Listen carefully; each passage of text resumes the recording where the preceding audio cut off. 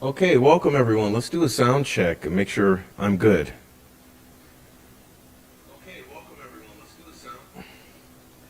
It's not sounding too good, so just a minute, but I'll get started anyway, and I'll deal with it. Let's see.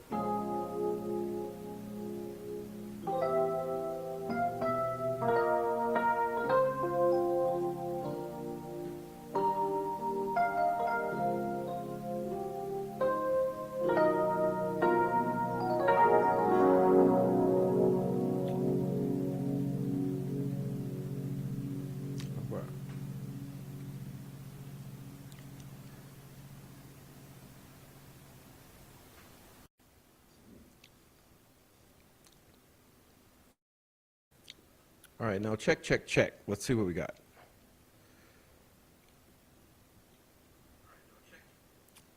So I want to welcome everyone in. Welcome to the Monday night show, Delphi, the Westville Report. So I'm still figuring out how to get all my sound equipment going, and it's a little difficult. But I will say hello to everyone, and then we'll get started. And I'm so glad to see you all tonight. So let's see what we got going on here. Just a moment. Let's see.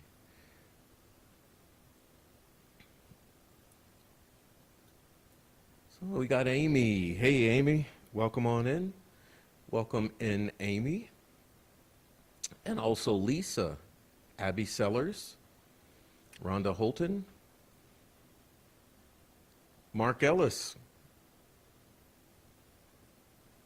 Birdie 81, Heavy Metal Rehab, Lowered Customs, Heather Brown, Sweet Dude Shibby,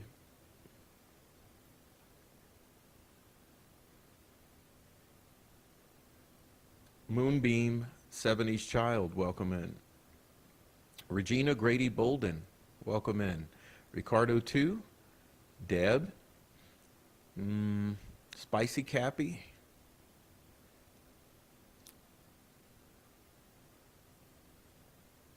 Jan Humphrey. All right. And welcome into J.R. Nana Boomer. Plain Iron. Okay, Bonnie. Also, the Court of Public Opinion reminds you all to please like and subscribe. Yes, please hit the like if you don't mind, ladies and gentlemen. Marie Kelly, Mrs. P, Debbie Packer. All right, also Mino Dino, 4 Pit Bulls Across America.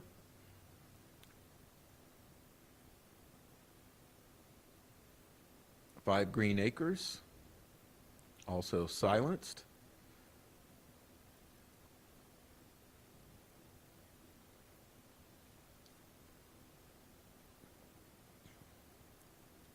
Miss K.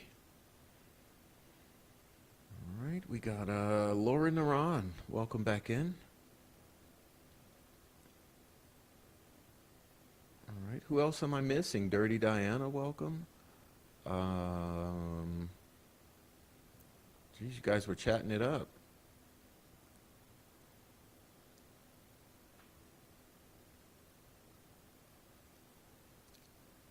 I'm trying to catch everybody, so just apologize for the slowness of this. I'm reading through a million texts or chats. All right, we got Icy Cat. Welcome in, Icy Cat. And all you other ladies, look, gonna give up on it soon. Welcome Stephanie and Debbie Packer, Don McKenzie, Miss Pie Crust, Kayla, Heather Swinson, Gretchen Allen. Right. I'm so glad to see you all here. Nancy Drew 101. There you go. Nancy Drew Mark Safe. All right, what's up, y'all? Kay is here. Fur Baby Daddy's here. Marcy McQuarrin. So glad to see you all.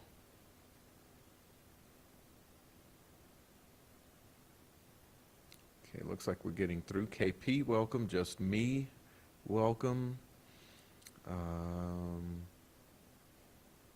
Christina, welcome in. Goddess, welcome in. All right. Teresa, welcome in. Eliana Davidson. Okay, Jojo. Tiffany Renee Rocks. Asha Harry. Kelly Shaw.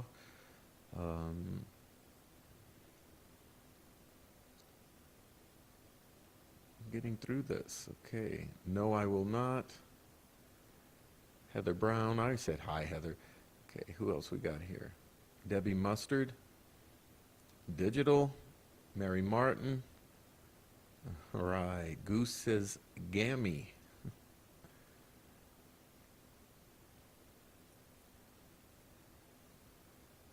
Are you only hearing in one side?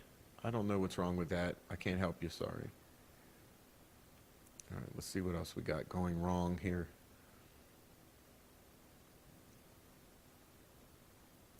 Dennis McKean. Okay. Mimi K. Mary. All right. So welcome into everyone. And can everyone hear in both earbuds? Are we good with the sound? All right. So welcome into everyone. Hey, wow, what a week it has been, right? Tony R., welcome in. All right.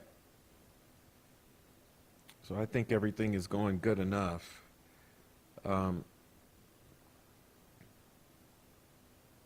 here's the deal. There's a lot going on. I recommend that you all check out my community page. I've made some posts that I would like everyone to go in and hit the thumbs up on all our comments, okay, in there. But go check out those community posts. There's another one coming tomorrow. Trying to help everyone navigate the treacherous waters of the Delphi drama. Welcome into everyone. Welcome into Kaleida Hope and Scott Perkins.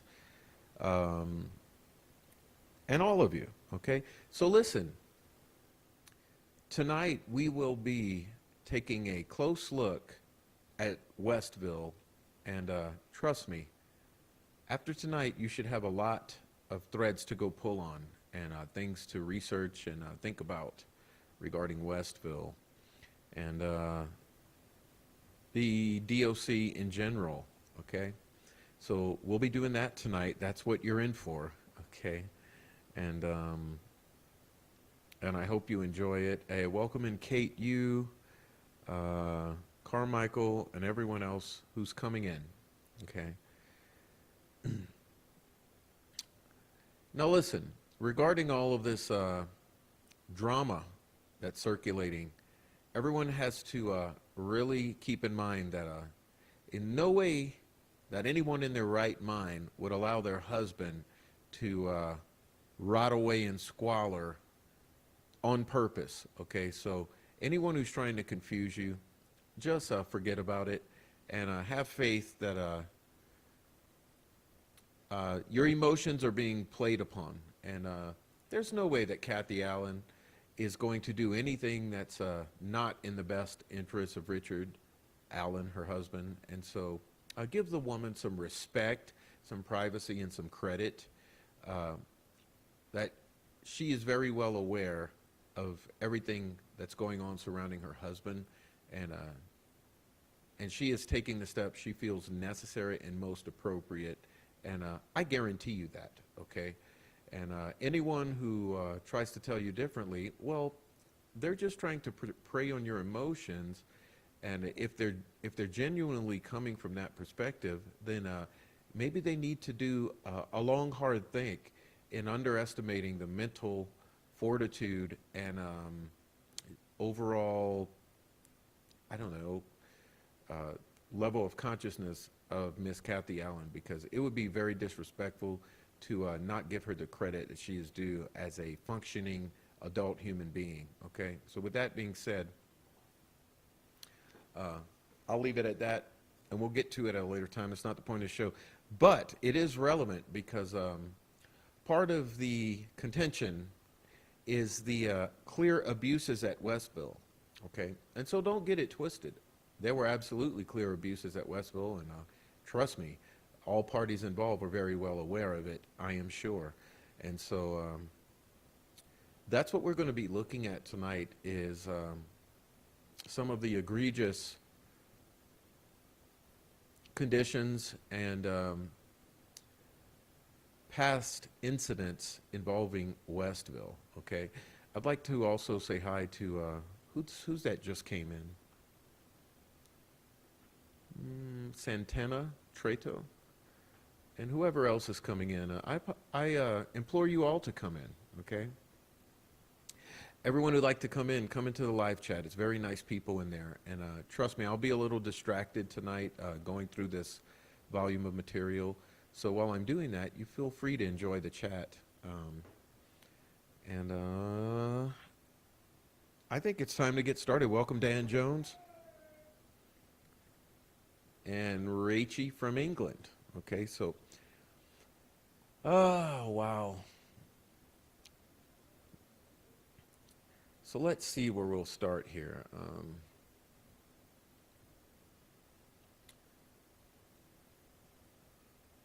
So basically, Westville Correctional Facility has been the subject of several complaints for misconduct and abuse over the years, as well as a couple deaths.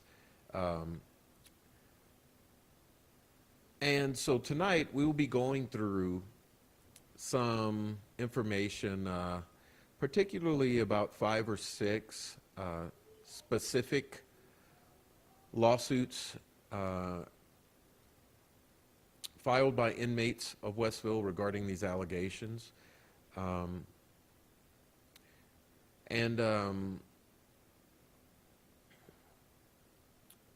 We'll be stepping through one by one, okay, and that's how we'll handle it.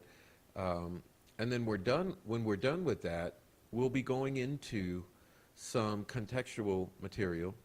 And so, anyway, that's what we'll be talking about. And if you do have your notepads, there will be times where you'll probably get some names and some details that you can add to your notepads.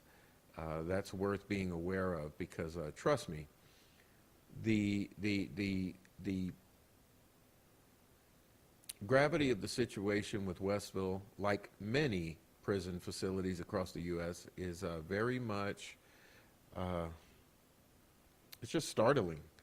So we'll be doing that tonight. Welcome in Zoe and whoever is coming in, who have I missed? I apologize for missing, but I'm going to get started now. Okay. All right. So let's see. I'm going to get rid of some things on my screen so I can see a little better. All right. Whoops.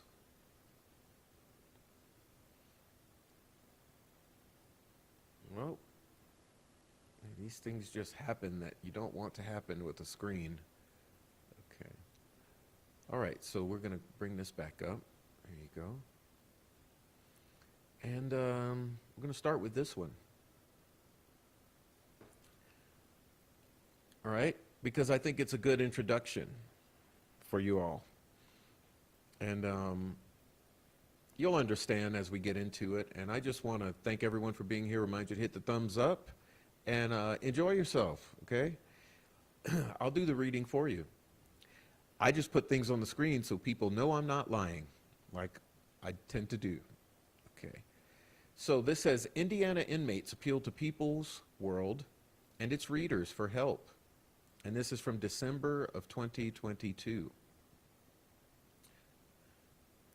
And it's showing an April 28, 2020 photo, inmates at Westville who are watching protesters who are protesting about safety measures after an outbreak of COVID-19 at the prison. Now listen, we're not even going to get into that.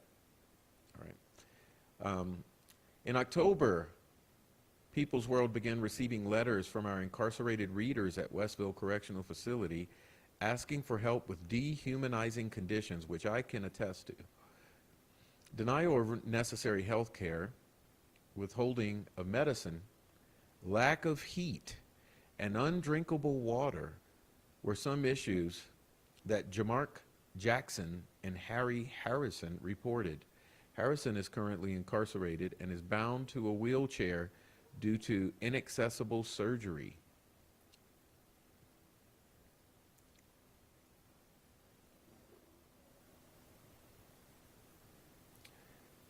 I've been paralyzed from the waist down for 6 years due to a bullet that has been left in my back, he said. With surgery not an option, Harrison told People's World the horrors of being disabled at Westville Correctional Facility. The wheelchair I have currently is broken in 5 places. It puts my life at risk every day. He has broken teeth as a result of faulty equipment. Harrison insists that without access to proper health care, hygiene, and suitable living conditions, his sentence will not reach maturation. The judge sentenced me to do time, not to death. And I've often stated that time is the penalty for most people. Remember, time, not torture. Time. Jamark Jackson has a hernia that restricts his mobility and prohibits him from working. He is being denied access to health care. Jackson reached out to People's World, he said, because he fears losing his life. His hernia has continued to grow and has become more painful.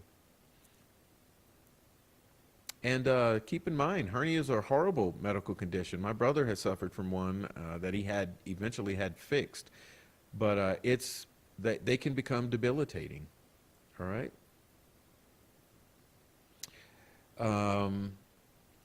Copies of requests for health care and grievance forms indicate the following. On 6/26, Jamark reported severe pains and trouble with mobility via a request for health care form. On 7/8, Westville confirmed his hernia and ordered him a hernia belt with no further action scheduled. According to the Mayo Clinic, an inguinal hernia isn't necessarily dangerous. It doesn't improve on its own. However, it can lead to life-threatening complications if not treated. On 9/13, I have a hernia, and this medical department is aware of it. Jamark requested both the bottom bunk privilege and to avoid the life-threatening risk of falling out of bed, and additional treatments to resolve the severe pain. I need medical to do their job and help me get this serious problem taken care of. Okay? On 9/16, wrong attitude when asking for something was written as the response from prison health care staff. Let's say it again. Wrong attitude. Is that the right way to handle a medical complaint? Wrong attitude when asking for something was written as the response from prison health care staff. Wow, wow. I wonder how many medical malpractice incidents have occurred at Westville just in the past 10 years.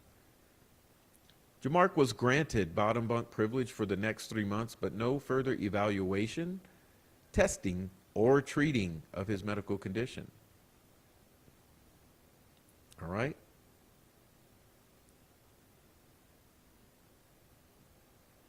On 9/28, he wrote in an offender grievance, medical has continued to ignore what a ruptured hernia could do to me. I have to receive, in other words, I need to receive adequate medical treatment, which would be surgical, okay?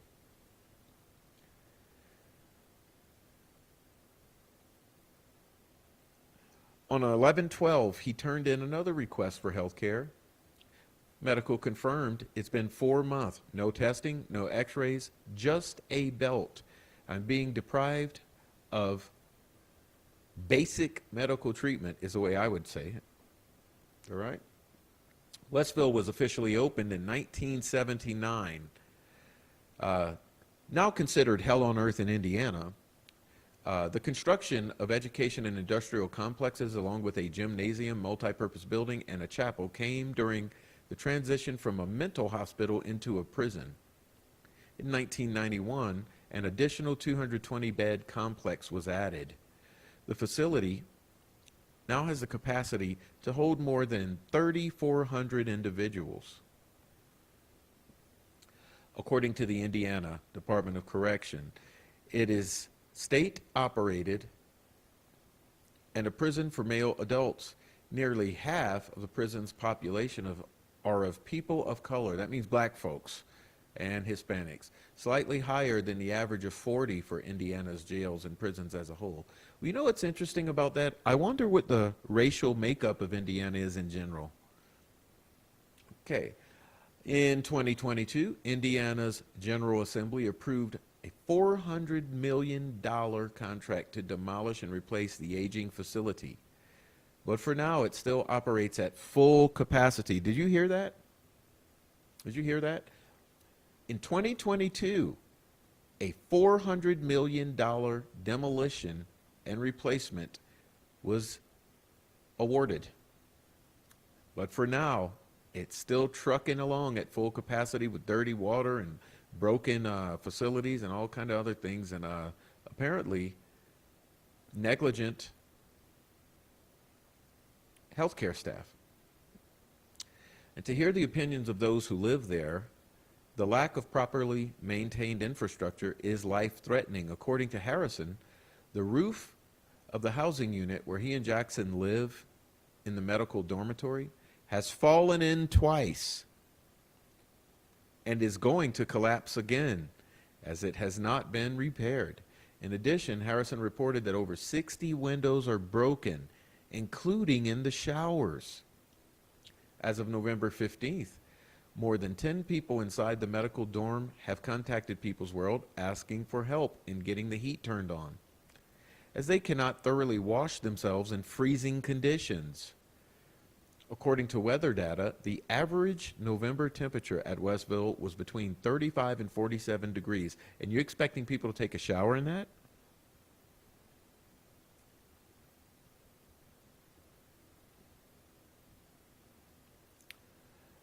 Now deep into December, it's even colder, says People's World. Racial tensions inside Westville have also been reported, well, naturally. Individuals of color, which is half the population, face racist repression from the staff, okay, I guarantee you. Remember the Odinist guards? Are you going to say they're not racist? But individuals of color claim repression from the staff via medical neglect while simultaneously dealing with the threat of harm from guards. Remember, Odinist, racist, white supremacist guards, and other Aryan Nation incarcerated persons. As we have been investigating this situation, claims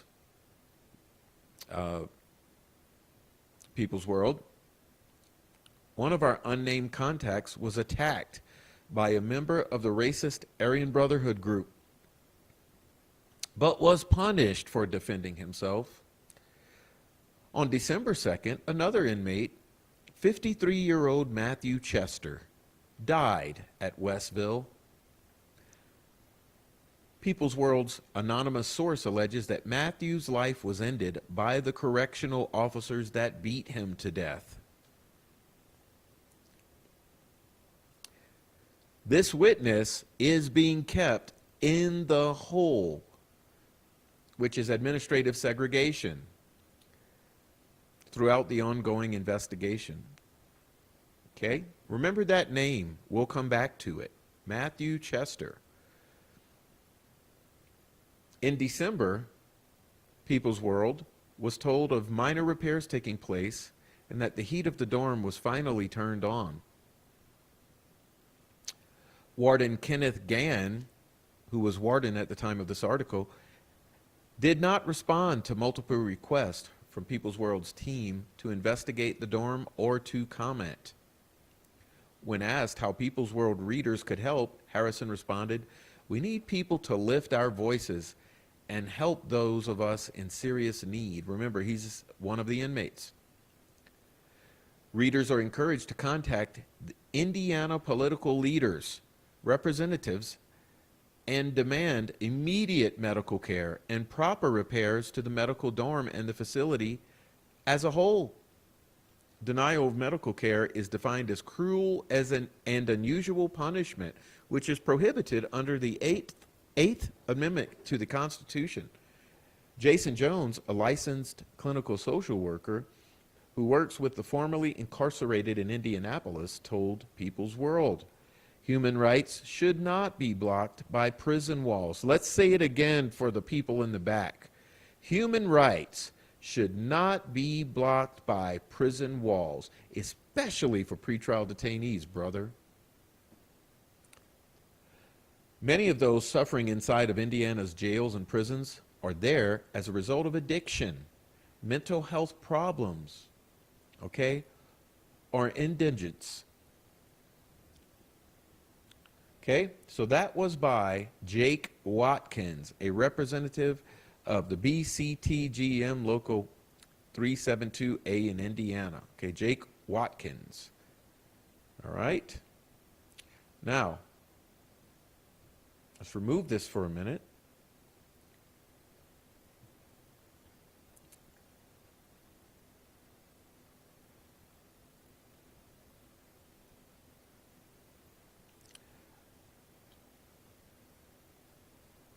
I'm going to read for you a few things because Matthew Allen Chester was serving time for resisting law enforcement and assault of a police dog.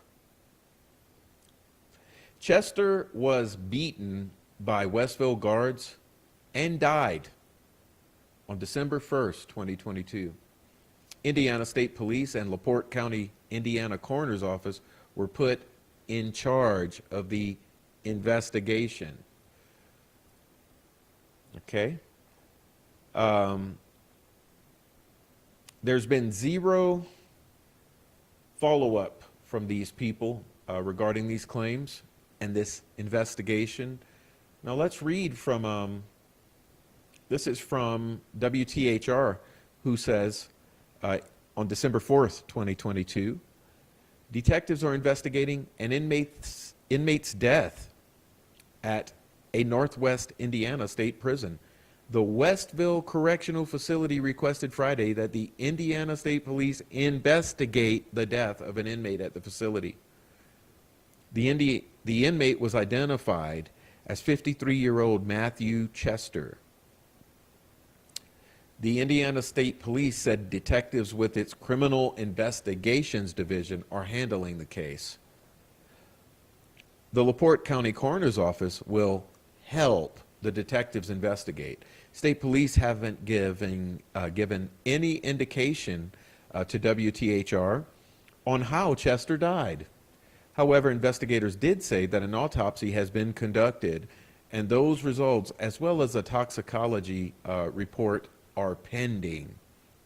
State police claims it's an active investigation and no more information will be released at this point. And again, this was WTHR December 4th, 2022, only 3 days after the alleged murder of Matthew Chester. And there's another one, this one being from Lakeshore Public Media, which was published December 2nd, 2022 by Michael Gallenberger. And it just reported basically the same, okay? Michael Gallenberger is a news reporter at All Things Considered on 89.1 Lakeshore Public Media. Anyway, you can also find that because he basically reports identically pretty much the same thing. Now, sorry. Let's see what's next here. We got, next up, we're going to bring up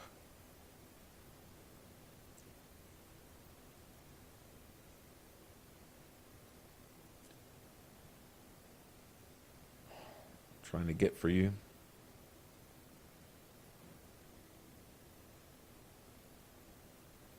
Right one here.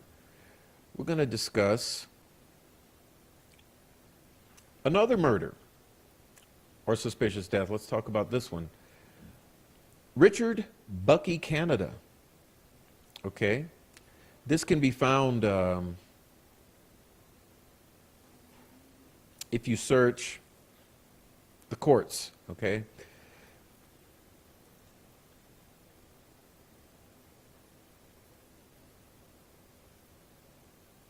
Now, Richard Canada was in recovery from drug issues when he was transferred into a unit known to be the most lawless and rampant with spice or synthetic marijuana at Westville, okay?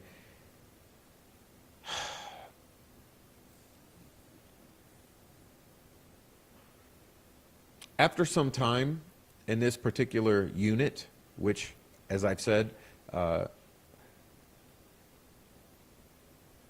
what is known to have been rampant with spice or synthetic marijuana,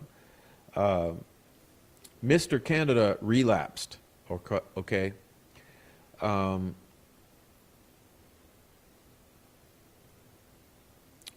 Now, an officer noticed at some point that he's sitting in his bunk lethargic. Well,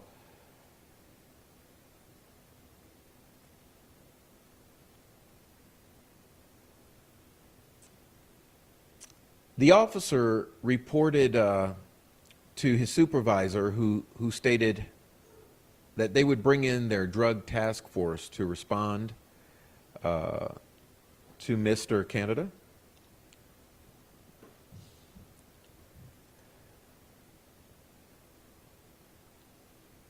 These squads who responded to these drug incidents were known to be heavy-handed correctional officers using physical force to gain control of inmates who they believed to be under the influence of spice, instead of utilizing more rehabilitative and medical techniques as outlined in Indiana Code 11.8.2.11. Now, several of these officers had prior disciplinary actions for excessive use of force. And this squad went in heavy-handed, handcuffing Mr. Canada, dragging him from his cell to the stairs, throwing him down the flight of stairs. The inmates who became witness to the incident tried contacting Mr. Canada's family via their tablets, and so Westville cut the Wi-Fi off to the unit so that the inmates could not communicate to anyone outside as to Mr. Canada's condition or the physical assault by the guards. Mr. Canada's head struck a brick that was sticking out from the wall, which caused a major head injury. Mr. Canada was medevaced out and pronounced dead on arrival. Upon this death, Mr. Canada's estate filed an excessive force suit against Westville on January 2nd, 2023. Now, it was very strange how that case was handled, because part of the claim was dismissed without prejudice, and however, the judge did allow excessive use of force claims against 3 of the officers to proceed. Now, that information is publicly available. I intended to have it to read to you today, but I had problems accessing the PACER website to pull that one for you. But that is Mr. Richard Canada versus Westville Correctional Center. Okay, Estate of Canada v. Indiana is the case. Estate of Canada v. Indiana. Now, let me see. We got another one. I don't know if I'm getting out of order here. What is this? Okay. Now, next up, Mora versus Westville Correctional Facility. Okay. Mora had broken his leg playing outside on the recreational time with other inmates in May of 2005. He had surgery to repair the broken leg, but was denied post-surgery treatment, which left him permanently physically handicapped. Now, it's interesting because the case was dismissed by the Supreme Court, but it was only because Mora, in filing pro se, sued the wrong party, and Westville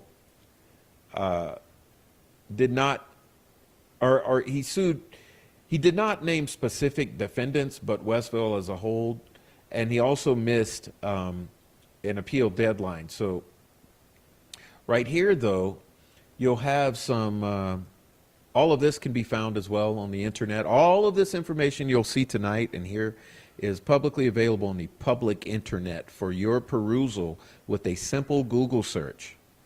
Okay? And you'll see here, this is the name, Mr. Marte Mora. Okay? You'll see the dates. And I'm not going to go through it all, because most honestly, I have to say to you that that this handwriting is absolutely pretty much indecipherable. Okay, it's very difficult. Okay, but we can go through some of that. Actually, this is not the one I'm thinking of, but let's whoops, keep doing it. Let's go through some of this. Okay.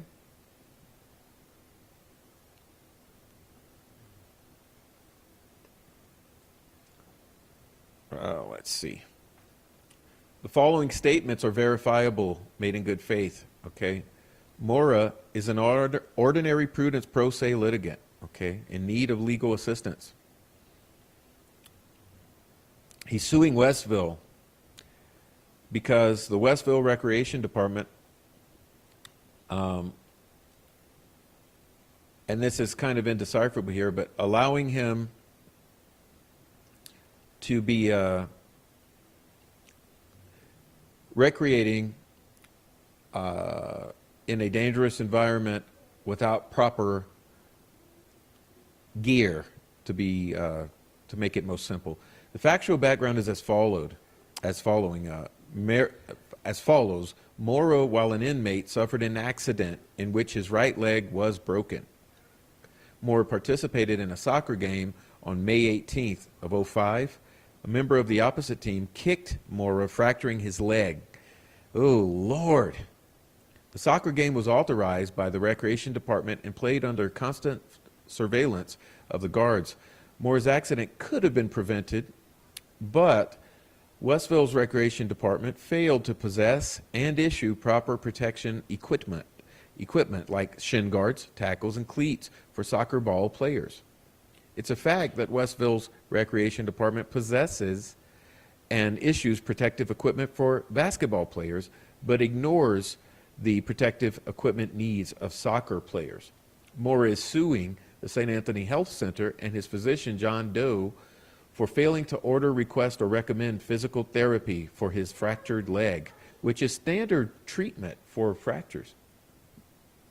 Mora is suing Correctional Medical Services and Prison Health Services because Westville's medical staff didn't take care of Mora's medical needs after his accident. After Mora's accident, a Westville doctor, John Doe, didn't know what to do about Mora's leg, so after 45 minutes, Mora was transported to St. Anthony Health Center's emergency room, where they affirmed that Mora's right legs, tibia and fibula, were broken. 2 days after Mora had been operated on, and while under the care of St. Anthony Health Center, 2 nurses and 2 guards ordered Mora to get up and walk in shackles. What? You hearing that? Without any assistance. It was extremely difficult to walk. It caused unnecessary and wanton infliction of pain. It's called torture. The nurses and correctional officers were deliberately indifferent to Mora's serious medical needs. Note, a St. Anthony Health Center's doctor recommended that Mora have at least one person assist him. Okay, see Exhibits C and D. Now that's important. Remember, we're only talking about 2 days after the operation of the broken tibia and fibula were broken. Okay, 2 days after, the nurses and the correctional officers say, "Get up and walk in the shackles." Okay, now he had been recommended having an assist to walk. But the recommendation was ignored by St. Anthony Health Center staff and Westville staff. At the Westville Infirmary, Dr. John Doe, knowing and seeing that Mora's fractured and recently operated leg didn't have a cast and had not yet mended, constantly ordered Mora to get up and walk. It's called torture. The doctor was not allowing Mora's fractured and recently operated on leg to heal properly. Westville staff was so insensitive to the St. Anthony Health Center's doctor's orders that the doctor needed to see Mora to monitor his fractured leg and follow up on his medical treatment, condition, and attention. Westville staff simply told Mora that there was no time to do such things. Whoop. Okay. One of Westville's doctors told Mora that Westville had no medical equipment or staff to give Mora the necessary physical therapy. Mora filed grievances presenting the notorious facts of his complaint, but to no avail. Mora requested legal help to the ICLU, but they were not available to help. See Exhibit E. Westville staff denied Mora several follow-up doctor's appointments. Mora was denied fundamental basic medical needs, medicine, treatment, and therapy.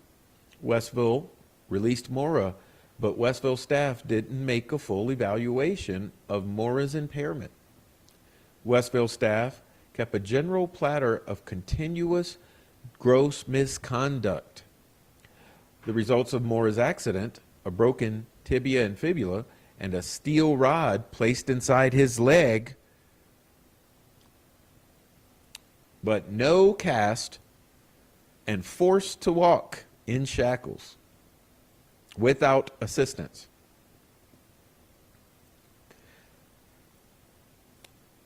And the filing claims that this case is before the court because all of Mora's efforts to communicate with the defendants to resolve the matter were to no avail. It's also a fact that the Indiana State Attorney General contacted the defendants, that means Westville, and sent them a copy of Mora's tort claim, but to no avail. At this time, Mora has a noticeable limp and constant severe pain in his operated steel rod implanted leg that won't allow him to work. Mora has no doctor, no medicine, and no physical therapy. Mora is in need of a doctor, of medicine, and of physical therapy. Okay? And you see that that is that. Now, it's not even close to the end, okay? This is just so rich. Oh, here's one for you. The case of Mr. J. Vermillion versus Westville Correctional Center. Now, you're going to love this one. Due to accusations of violating Westville's disciplinary code, Mr. Vermillion was ordered into segregation for 1 year. Sound familiar? Does this sound familiar?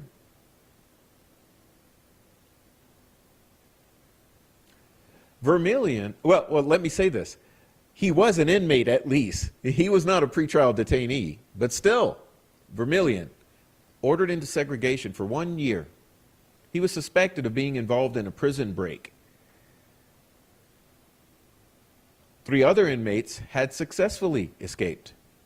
Vermillion, however, did not, but he was transferred to Westville, placed into this segregation. Okay? Now, everyone knows that segregation is supposed to have a maximum of 30 days, possibly even 15, depending on who you listen to. Indiana claims they do not provide solitary confinement, but use restricting housing assignment classifications.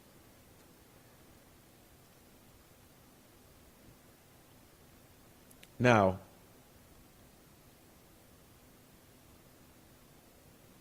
let's read this here.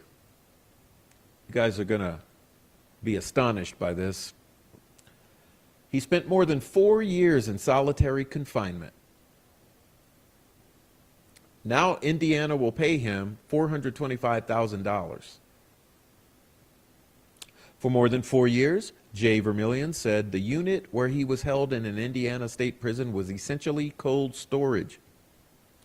In a federal complaint, Vermillion said that starting in 2009, he was housed in isolation for 23 to 24 hours a day at Westville Correctional Facility.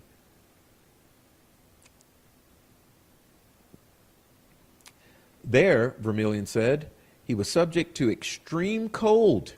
That sound familiar? Is he the only one saying that it's extremely cold in the winter? Constant strobe lighting. Does that sound familiar? Sounds like something I've heard Richard Allen discuss. And mace fumes. Oh, sounds like something I've heard Richard Allen go through. Among other conditions. Yeah, which is also something I heard Richard Allen go through. But we'll get to Richard Allen. Vermillion said the correctional officers found him guilty of trafficking and placed him in punitive segregation while he was serving a sentence at the Indiana State Prison, which is a supermax.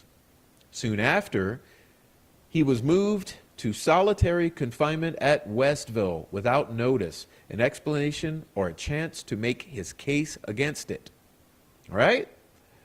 Under Indiana law, a person can spend a maximum of 30 days in restrictive housing also known as solitary or segregation, after which authorities must review whether the prisoner should remain there.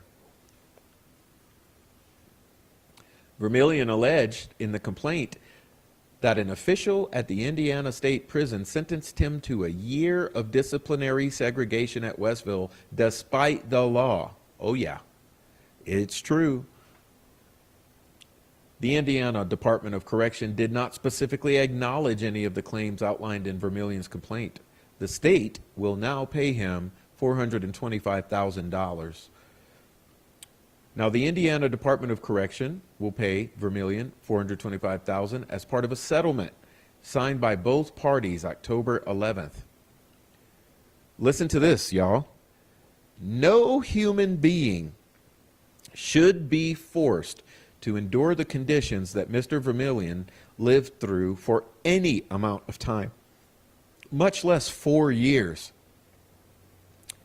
Maggie Filler, who is representing Vermillion on behalf of the MacArthur Justice Center, said in a statement to CNN, "Enter your email to subscribe to CNN 5 Things newsletter." Sorry, this is a printout from, I should have deleted that, okay? This settlement, one of the largest of its kind, is a wake-up call for the Indiana Department of Correction. Well, that's what they thought. And every other prison system still using this outmoded and dangerous form of punishment, the statement continued. Vermillion, 59 years old, is currently serving an almost 40-year sentence for murder, burglary, and other crimes at the Pendleton Correctional Facility and is not scheduled to be released until at least 2036. State says it's not admitting fault. In the complaint, Vermillion alleged that in 2009, corrections officials told him that they were filing criminal charges against him because they believe he had helped a group of other men escape from the Indiana State Prison, where he was being held at the time. Vermillion said he stopped answering questions for their investigation, invoking his constitutionally protected right against self-incrimination. Indeed. But doing so, Vermillion alleged, resulted in retaliation that ultimately led to his transfer to the Westville Correctional Facility, where he spent years in what he referred to as disciplinary segregation. The Indiana Department of Correction said it did not admit any fault, wrongdoing, or liability in Vermillion's case, but it reached a settlement in order to avoid the uncertainties that would come with taking the case to trial. Yes, let me remove this for a moment and talk smack, because you would have paid millions of dollars. So I hope everyone understands that. The reason they settled for $500,000 is because they would have had to pay millions of dollars. Do you understand?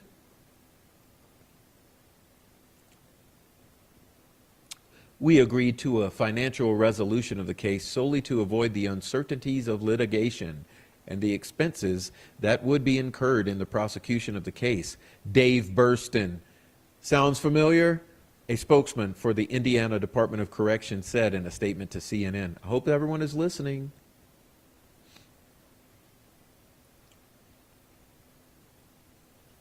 However, we continue to deny any fault, wrongdoing, or liability with respect to this litigation, says Burston. Though Burston did not acknowledge Vermillion's specific claim of being held in solitary confinement, he added the department does not house prisoners in solitary confinement, but rather in restrictive housing. You see the semantic games? The semantics games here? Prison justice advocates, however, consider the terms to mean the same thing because they do. Any offender placed into restrictive housing is provided a review each 30 days to determine if such housing classification remains appropriate. His bootlicking statement says, yes, no. Trust me, just like with Richard Allen, I guarantee you, there were no 30-day reviews, and if they ever occurred at all, they were merely procedural, which means just checking a box on a form. There was no serious consideration of reclassification or moving the individual to a more healthy environment. Additionally, each offender receives an annual classification review, which is another ticking of a box, to determine appropriate housing assignment, said bootlicker Dave Burston. Okay? So, sorry. Gonna call it as I see it. I'm not going to listen to any spokesperson for the Popos. Okay, just a moment, please.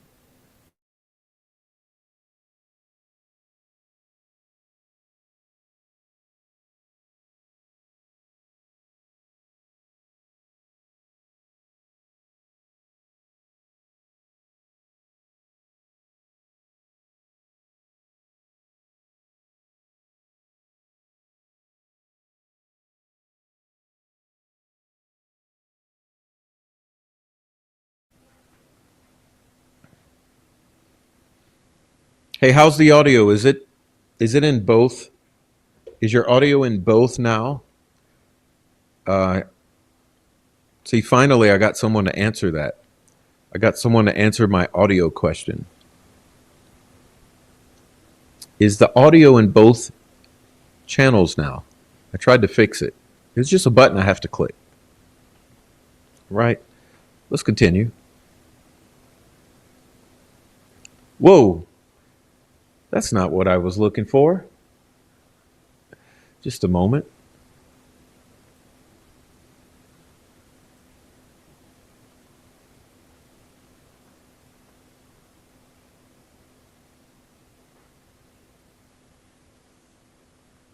Well, we'll go with it. We'll go with it. I need some water, though. All right. We'll go with it. All right. Thank you. I wish I would have known that before. Y'all let me know next time. It's just a goofy. It's a goofy setting. It's a goofy setting on StreamYard that I had the wrong button clicked. Okay. Now, now we're going to talk about Daniel Johnson. In 2019 and 2020, Mr. Johnson was assaulted on 2 occasions by the gangster disciples. These assaults resulted in a broken facial bone, and multiple lacerations. Johnson was given medical attention, but was taunted by inmates, and he continuously begged, all right, to not be returned to that unit because of his fear of being assaulted further. But upon return, and while handcuffed, he alleges that Officer Brown reportedly pushed him into a concrete pillar, breaking 2 teeth, throwing him onto a bunk, twisting his wrist, threatening him, and after that beatdown, he ended up being transferred to a new dorm facility. But the inmate who had initially assaulted him was transferred into that same new dorm only a month after the assault. Okay. Now,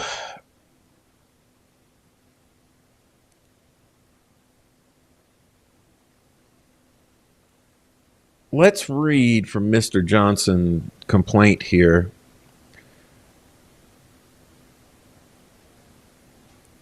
It says Daniel Johnson was imprisoned at Westville and has since been released from IDOC. While incarcerated, Mr. Johnson was attacked by 2 inmates at Westville, denied protection, and beaten by the guards at Westville, then raped and beaten by an inmate in the shower.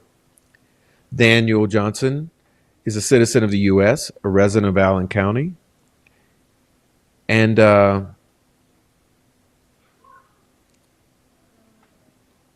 here are the facts of the case. The commencement of this action is based on injuries suffered by Mr. Johnson in 2019-2020. These injuries resulted from the actions and inactions of the defendants. These injuries resulted, from the actions and inactions of the defendants. Who are the defendants? Westville Correctional Facility, John Doe Guards 1 to 10. While incarcerated at Westville, on October 27, 2019, Mr. Johnson was attacked by two inmates. This attack left Mr. Johnson unconscious and with a broken facial bone. He also sustained multiple lacerations. The inmates who beat Mr. Johnson are believed to be members of the Gangster Disciples, or the Folks Gang. One of the inmates involved in the beating was taken into segregation, which angered the other members of the Gangster Disciples. When Mr. Johnson returned to his dorm after the beating, he was harassed and threatened by inmates supportive of the Gangster Disciples. This caused Mr. Johnson to fear for his safety. Mr. Johnson informed the guards of the threats he was receiving from the Gangster Disciple Folks Gang. He reasonably feared for his safety, and he pled with the guards to not be returned to his original dorm because of the fear of retaliation from the gangsters.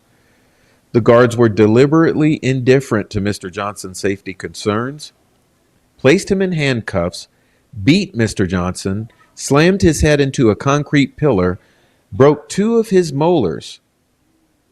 Then, after the beating, he was transferred to a new dorm. At the beginning of November 2019, one of the inmates who had originally attacked and beat down Mr. Johnson was transferred to his new dorm. As I mentioned, that's just a month. Mr. Johnson was then placed in protective custody, in other words, solitary, on November 4th, 2019.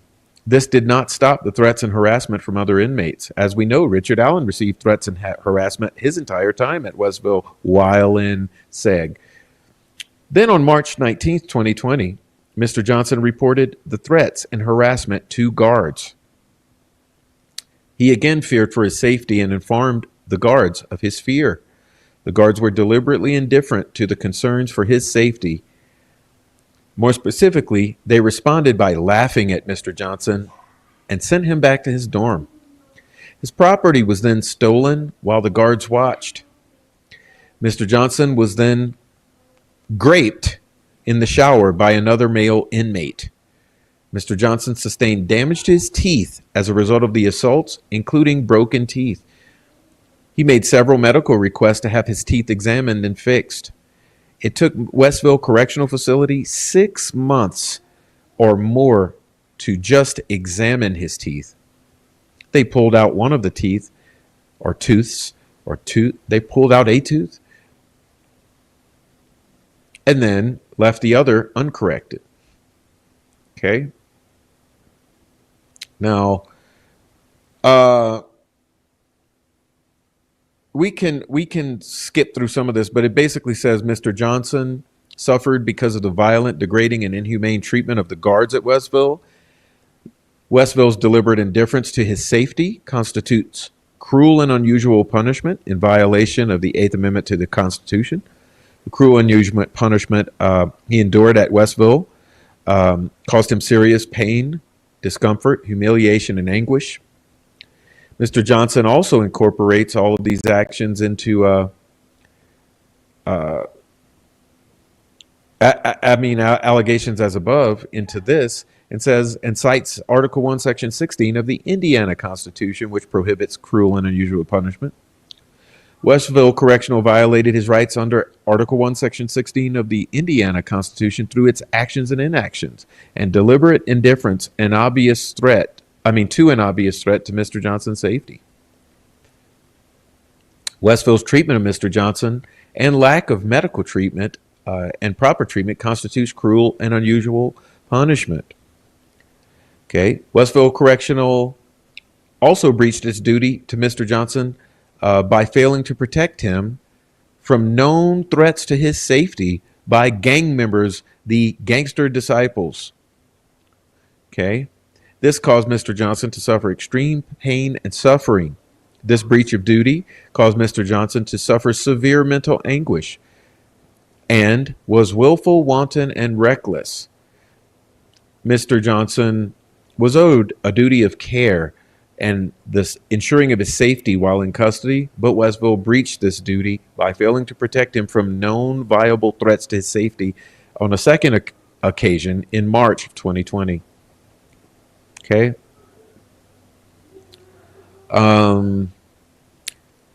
Regarding the guards at Westville, guards 1 through 10, referenced throughout this complaint, were employees of Westville Correctional Facility. They engaged in torturous conduct while employed.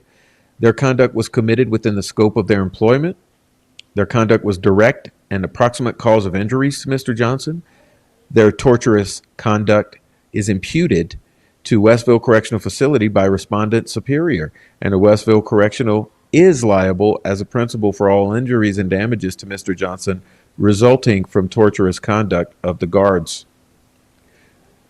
The guards did touch and beat Mr. Johnson in a rude, violent, insolent, and angry manner on October 27, 2019, causing harmful and offensive contact. That contact was without the consent of Mr. Johnson.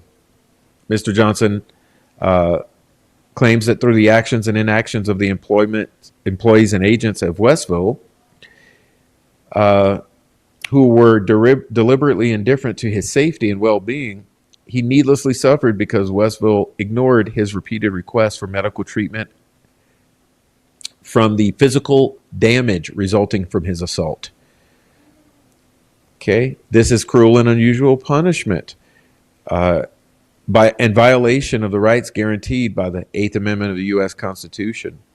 Okay, Mr. Johnson endured cruel and unusual punishment at Westville due to their action and inaction, causing him serious pain, discomfort, humiliation, and anguish. Mr. Johnson begged the court to enter judgment in his favor. Okay, now I'm going to move on to someone named Larry McPherson Jr. I'm going to briefly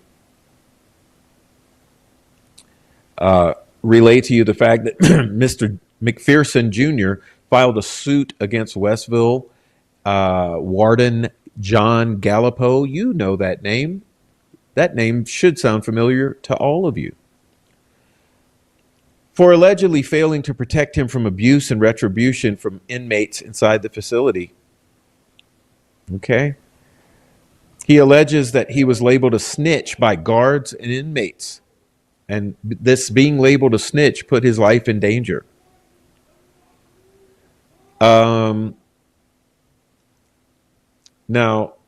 this thing with Gallipo and McPherson here, this is the one that's extremely difficult to read. I have to admit, I'm pretty much good reading most handwriting, but this one right here is really difficult. But it's here. Here's the information for you to go find for yourself if you look. Okay.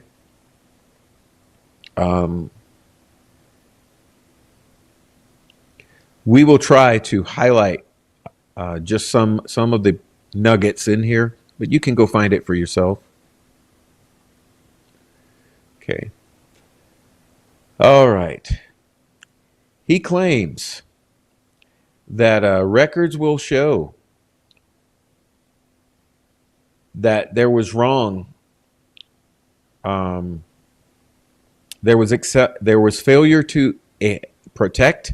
There was excessive force. He claims he got stabbed at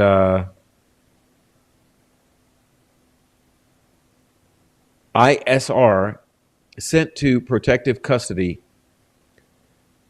He was told if he signs affidavit, he'd be sent to the something program where he was sent to Westville Correctional Facility where he was hurt. Okay. I have a history of being, or hurt before, previously hurt. He had a history of being a snitch. Okay. And he goes through here describing how that they were trying to extort him and intimidate him, and that there were people setting other inmates against him. He also claims that that there was a gangster disciple who had assaulted him, and that he was stabbed by a gangster disciple. He says he was surrounded one night in the bathroom area. He told the, probably they were going to grape him or beat him. Anyway, he told the officer, of course, the officer laughs, and probably goes snitch at him. But he talks about how this was all caught on camera. Okay. And he continuously talks about all the reports, cameras, and all of this stuff. And he goes through several incidents. And again, any of you can take this and outline each single of the incidents he goes through. But it's basically a litany of intimidation and beatings and this sort of abuse. And the entire time, like I said, there was rapes. So this whole thing he's going through, the entire time, all the guards are laughing. They are further snitching on the snitch, and they're basically enjoying his abuse. Okay, like as entertainment.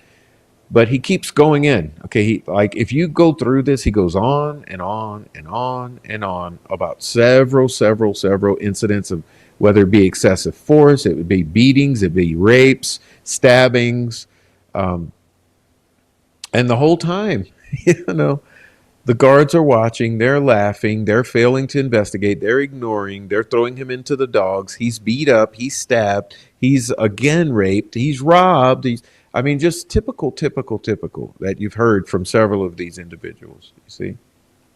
Then he goes and he names, okay. Primarily, he starts with naming Gallipo, and then he names all the others here that he has these grievances with, see. And let's see, this is further where he talks about being placed back in solitary. Okay. Again, he goes into multiple other incidents of being beat, extorted, assaulted, gang raped, robbed.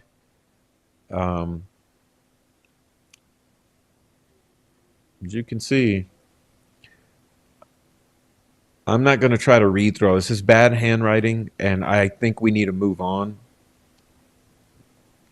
But this is available freely on the internet for all of you out there. Okay. And you see, he says here he's labeled a snitch, which is why he's treated this way. But you can all go and dig this up. I would highly recommend it. Okay. And again, this is from 2022. Okay. This is 2022. And see, these are some of the attachments here where he's begging, you see.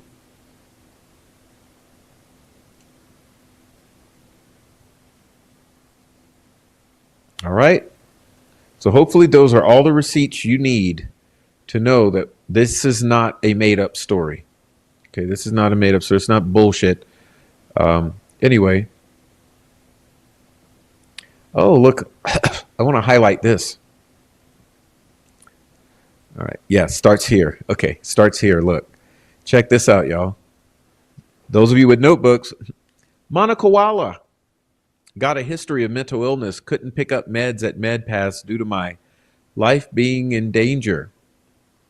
Okay. You'll see what meds I was on.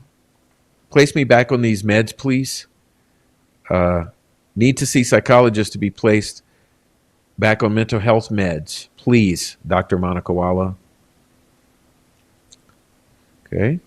A few days later, Dr. Manakawala is denying me mental health.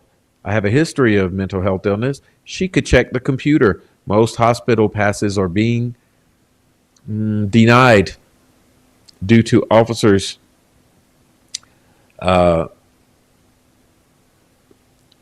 due to me being on protective custody status. I have mental issues, mental illness issues, or mental issues that need to be addressed.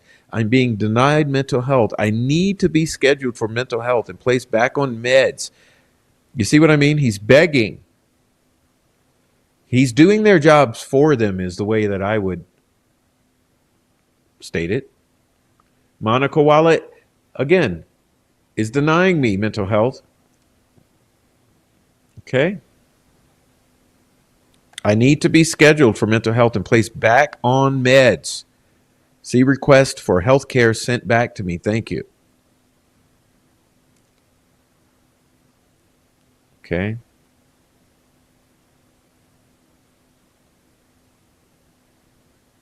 So this says, your grievance has been addressed.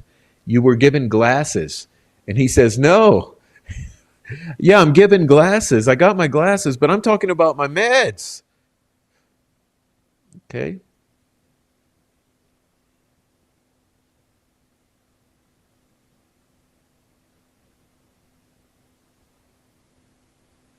Anyway, there's a lot here. I don't want to waste too much time, but as you see, this is something. And see, he's still begging for psychologists. See that? Goes on and on and on and on. This is a letter to Gallipo.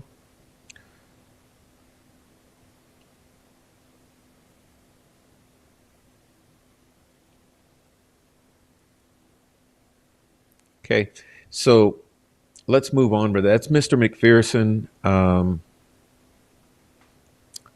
Let's see where I am now. Let's see. I got to keep trucking. Okay, I can't get sidetracked here. So let's see. It's a difficult one. This is a lot. Oh gosh, geez. Okay.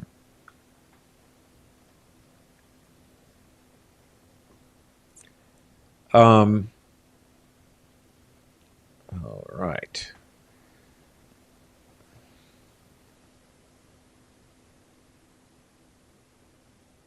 Just a moment.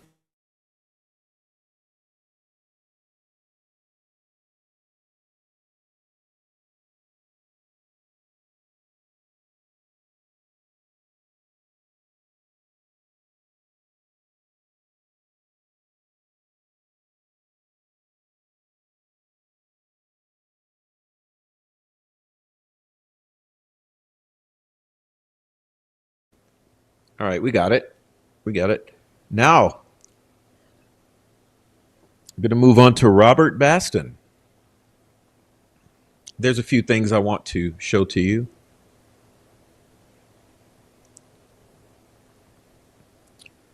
All right.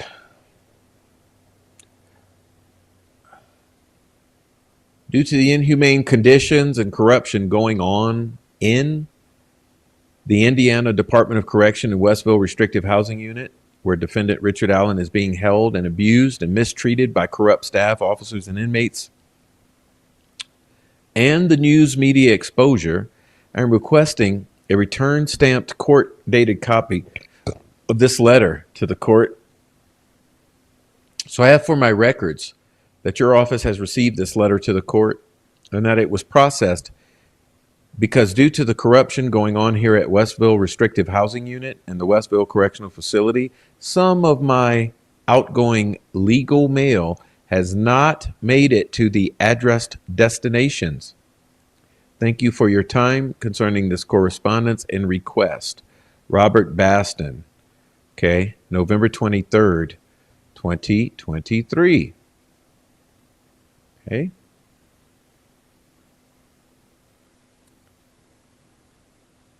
I got that out of order. Sorry. I'm going to go to this one, though. Let's back up. We keep that in mind. That's November. Let's go back to April. I am an inmate at Westville Correctional Facility in the same unit that Richard Allen is being housed in, awaiting trial. Right?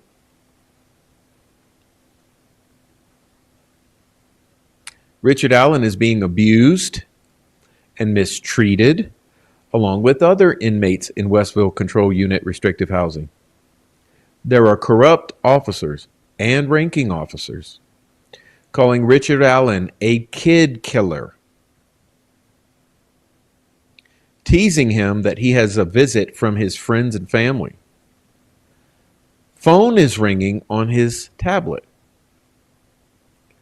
Inmates in cells A1, 102, Logan Osborne, A2, 207, inmate Riley, inmate in cell A2, 204, and A2, 205 are threatening to kill Richard Allen and telling him to do the same to himself.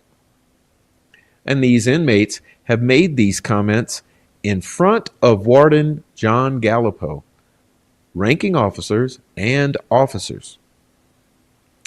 The staff has recorded on camera these inmates making these threats and suggestions to unalive himself, and they have done nothing to stop it.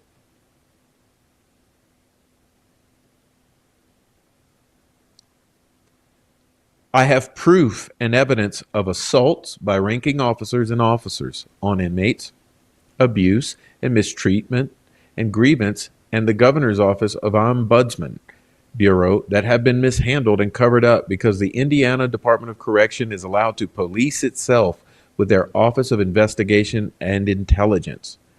I recently sent letters to the U.S. Department of Justice from the Indiana State Representative Dr. Vernon G. Smith and from the U.S. Senate Judiciary Committee concerning the DOJ and FBI mishandling complaints on the Indiana Department of Correction and their facilities.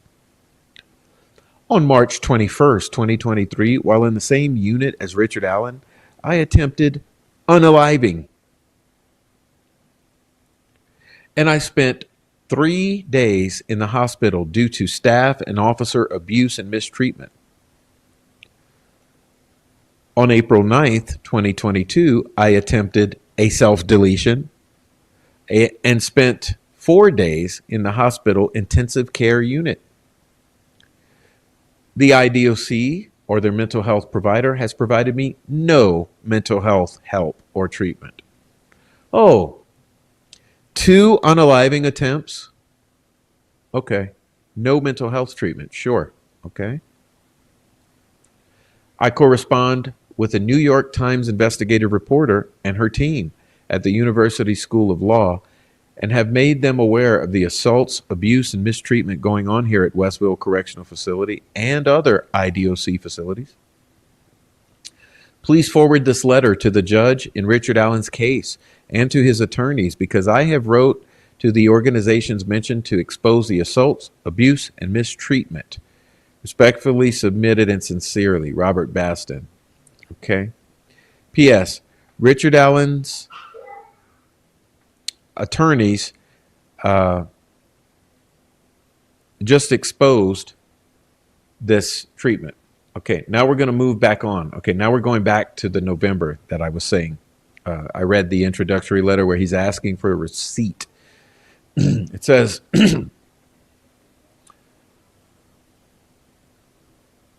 to the judge, prosecutor, and attorneys of Richard Allen.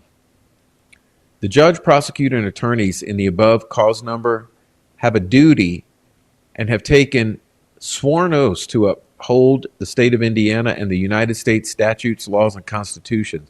And the judge, prosecutor, and attorneys have failed to report the inhumane conditions, human and civil rights violations at Westville Restrictive Housing Unit at Westville Correctional Facility that they have been made aware of.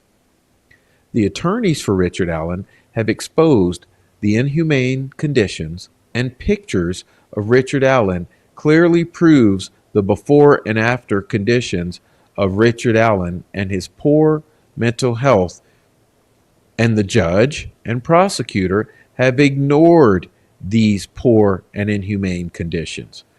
Okay, so let me pause for a moment before moving on. And for those of you who may not have seen what he's referring to, let me see if I can get something the hell out of here and get something the hell in here. Okay, there we go. There we go.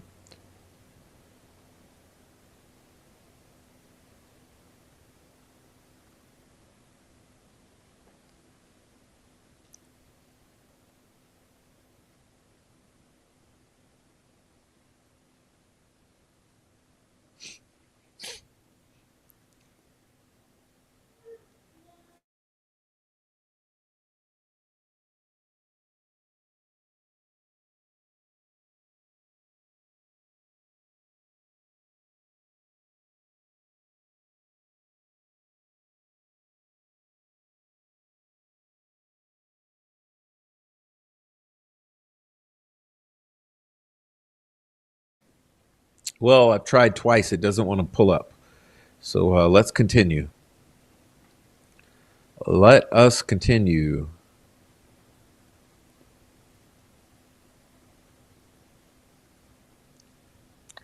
Richard Allen is not convicted.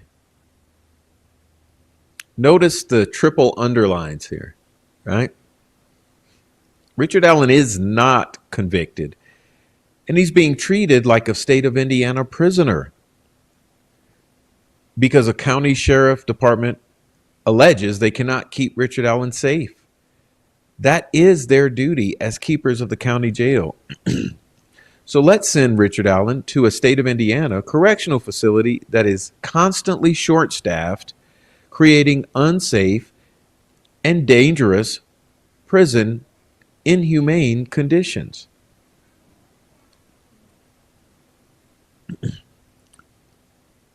Inhumane conditions at Westville. Letter to the court.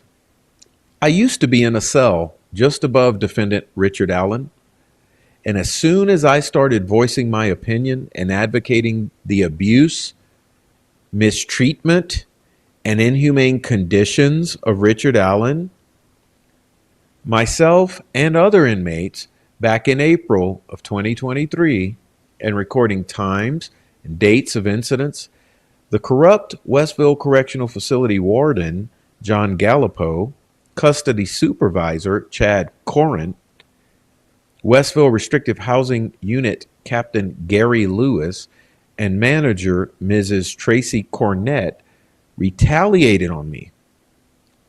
On approximately April 29th, 2023, and had me moved from a pod away from defendant Richard Allen. Then, on May 4th, 2023, a corrupt lieutenant, Larry Crittenden, places me on strip cell status and has corrupt Sergeant Robinson, that name sound familiar? Officer Garu, and Officer Pleasant remove all of my property from my cell so I could not write or record dates and times of incidents, and went through my property to destroy any incriminating dates and times that I had recorded. Is everyone understanding? And notice the dates, okay? April to May, the cusp of April and May of 2023. Let me ask you, what was going on with Richard Allen during this time?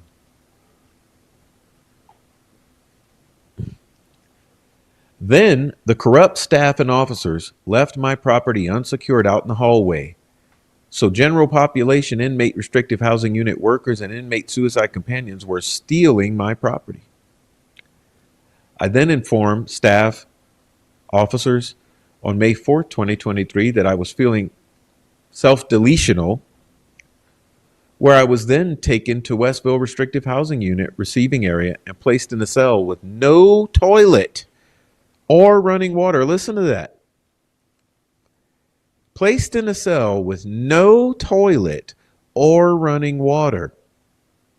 And I had to relieve myself on the floor of the cell.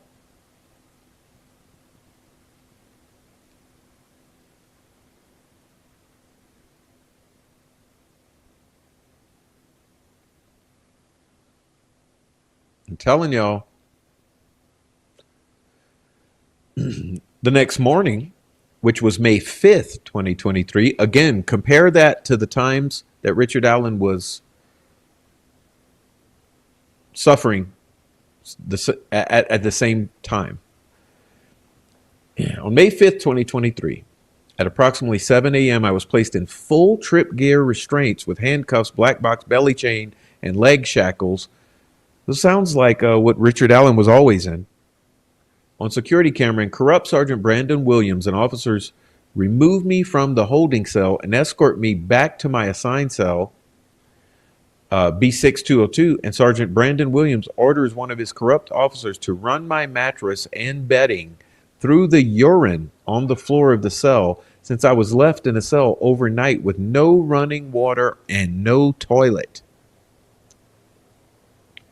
Then corrupt Sergeant Brandon Williams, note, who has a lawsuit on him in the U.S. Northern District of Indiana for assaulting an inmate and denying the inmate medical treatment for his injuries, can be seen on security cameras slamming me to the floor while in full trip gear restraints and violently twisting on my foot and ankle until they break.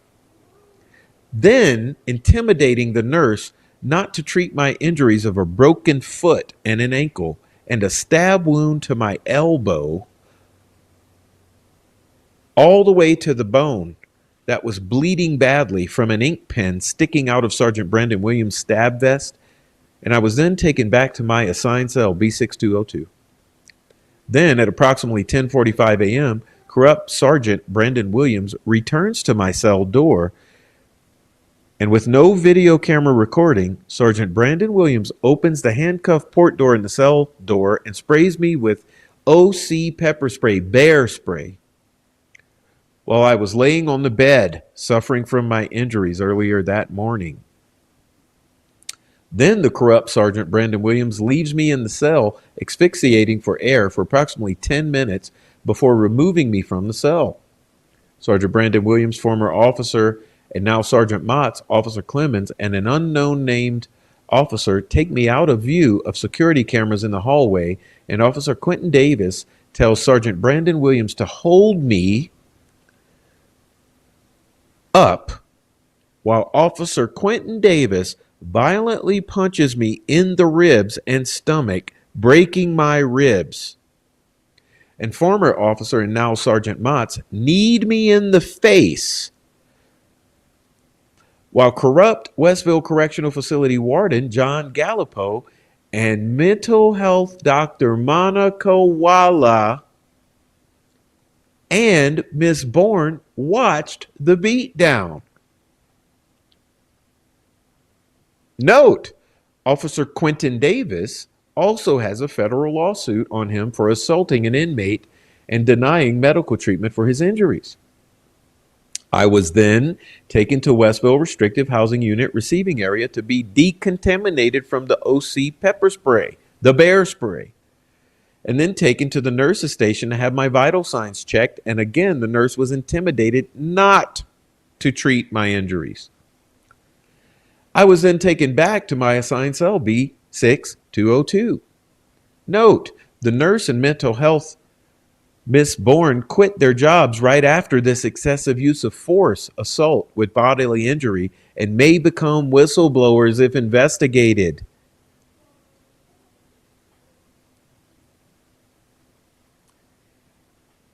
In May of 2023, right after the excessive use of force assault with bodily injury, Attorney Bradley A. Rozzi, the attorney for Richard Allen, requested an interview with me concerning the poor treatment of Richard Allen and other inmates at Westville Restrictive Housing Unit and the inhumane and conditions and human and civil rights violations going on. And someone at either Indiana Department of Corrections Central Office or Westville Correctional Facility Warden John Gallipo denied that interview because they did not want Attorney Bradley A. Rozzi to see and record my injuries that they were trying to cover up. I remained in a cell for over a month, suffering from my injuries before I received medical treatment after being taken off of strip cell and receiving my property back and contacting the State of Indiana Governor's Office of Ombudsman Bureau, who contacted the IDOC Office of Investigation and Intelligence, who then got me medical treatment for only my broken foot and ankle, where x-rays confirmed they were broken. And keep in mind, he's saying he had a broken ankle, a broken foot, and a broken rib for over a month that remained untreated until he reached out to the State of Indiana Governor's Office, who contacted the IDOC Investigation and Intelligence Office, who then forced the medical treatment for the broken foot and ankle where x-rays confirmed they were broken. And Richard Allen's attorney, Bradley Rozzi, was not given access to interview him until August 4th, 2023, approximately 3 months after the beatdown, after the excessive use of force with bodily injury. I received poor medical treatment for my injuries. Westville Correctional Facility Dr. Liam and a Franciscan orthopedic doctor ordered me to be placed in a medical boot. Well, obviously, with a broken foot and ankle, you would need to have a medical boot. But corrupt Warden John Gallipo, custody supervisor Major Chad Corinth, and Captain Gary Lewis violated the United States and United Nations rules for the treatment of prisoners. Note, while being interviewed by Brad Rozzi on August 4, 2023, a corrupt Sergeant Dahlia went to my cell and took all of the incriminating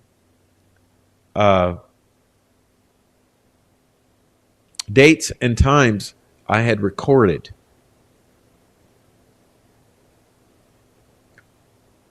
But this rule, called the Nelson Mandela Rule, state the following: clinical decisions may only be taken by the responsible healthcare professionals and may not be overruled or ignored by non-medical prison staff. All prisons shall ensure prompt access to medical attention in urgent cases. Prisoners who require specialized treatment or surgery shall be transferred to specialized institutions or hospitals. The corrupt Indiana Department of Investigations and Intelligence has seemed to cover up the excessive use of force assault with bodily injury and has closed the case. The corrupt Indiana DOC Office of Investigation and Intelligence is quick to collect evidence and charge inmates who assault staff and officers, but seem to cover up when corrupt staff and officers assault inmates.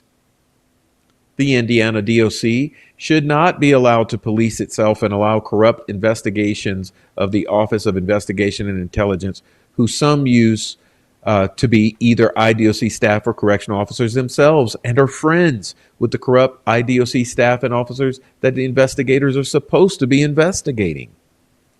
I mean, tell me,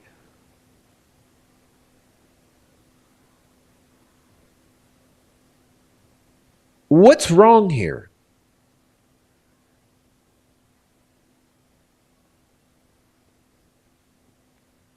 Let's continue.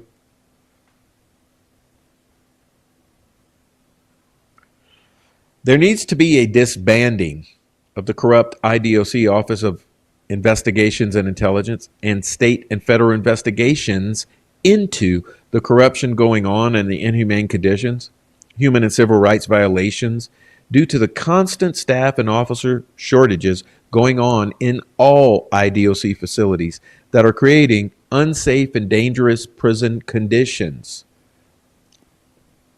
On November 8th, 2023, an inmate at Westville Correctional Facility was murdered. Again, on November 8th, 2023, an inmate at Westville Correctional Facility was murdered. Approximately in June of 2023, an inmate died of starvation in Westville Restrictive Housing Unit. Inmates have died of self-deletion in IDOC facilities due to this corruption. For example, I, Robert Baston, at Pendleton Correctional Facility Restrictive Housing Unit, swallowed 50 325 milligram Tylenol pain relievers and was taken to the hospital via ambulance and spent 4 days in St. Vincent Ascension Hospital Intensive Care Unit. I then was transferred to Westville Restrictive Housing Unit, where the IDOC medical provider Centurion, Dr. Leo, was negligent when prescribing me 500 milligrams Tylenol without checking my medical and mental health records history. Where again, on March 21st, 2023, I took 5,500 milligram Tylenols and had to be taken to the hospital via. Why is this guy even in possession of 50 pills? Can't they give him one at a time per day? Jesus Christ, why are they giving these guys a bottle of 50 pills of anything?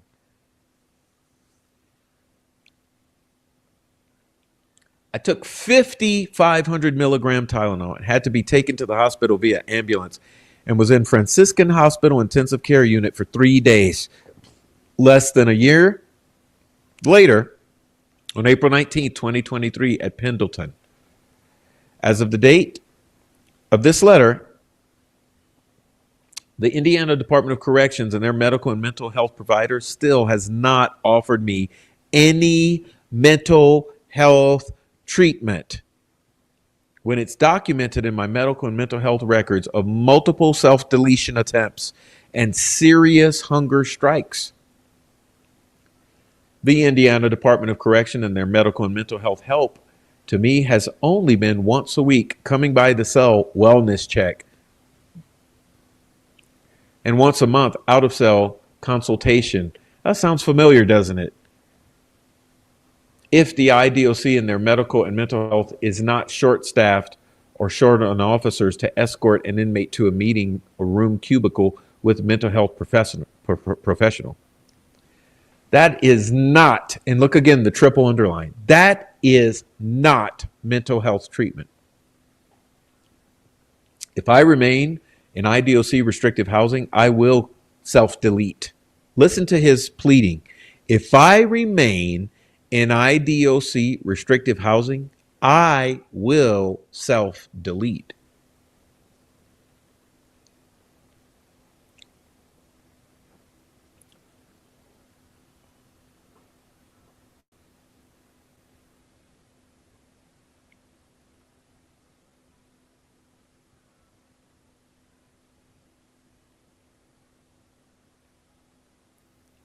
Now, then there's a very serious issue of defendant Richard Allen, other inmates, and myself. Listen to this one. Being exposed to dangerous, toxic, secondhand smoke from inmates in Westville Restrictive Housing Unit smoking K2 synthetic marijuana. That's called spice. That is affecting health and mental health of inmates and staff and officers. Again, there's serious issue of defendant Richard Allen and other inmates and myself being exposed to dangerous secondhand smoke of spice in Westville Restrictive Housing Unit. I have submitted many grievances concerning the dangerous, toxic secondhand smoke and corrupt officers who are either trafficking with inmates or assisting the inmates in trafficking of contraband at Westville Correctional Facility custody staff, and the IDOC Office of Investigation and Intelligence has mishandled these grievances and complaints. I have contacted Mrs. Emily Bazelon, a New York Times investigative reporter, and her her team at University of Yale Law School, who have contacted a Mr. Chad Blackwelder at the ACLU of Indiana, and I have received investigative report numbers. Okay, and he lists them from the U.S. Department of Justice Criminal Section of the Civil Rights Division. I have requested investigations and federal criminal charges of those who are negligent to those in their care and custody, and the excessive use of force assault with bodily injury of human and civil rights violations. I've also wrote to the LaPorte County, Indiana Prosecutor's Office requesting state of Indiana criminal charges on the excessive use of force assault with bodily injury. The United States Department of Justice sent me a letter requesting additional information that I mailed, but not sure that they've received it due to the corruption going on. Westville Restrictive Housing Unit custody staff say that they care about inmates' quality of life, but I have not had a shower since October 2nd of 2023. Remember, this letter is November 23rd, 2023. Think about it. October 2nd to November 23rd. No shower.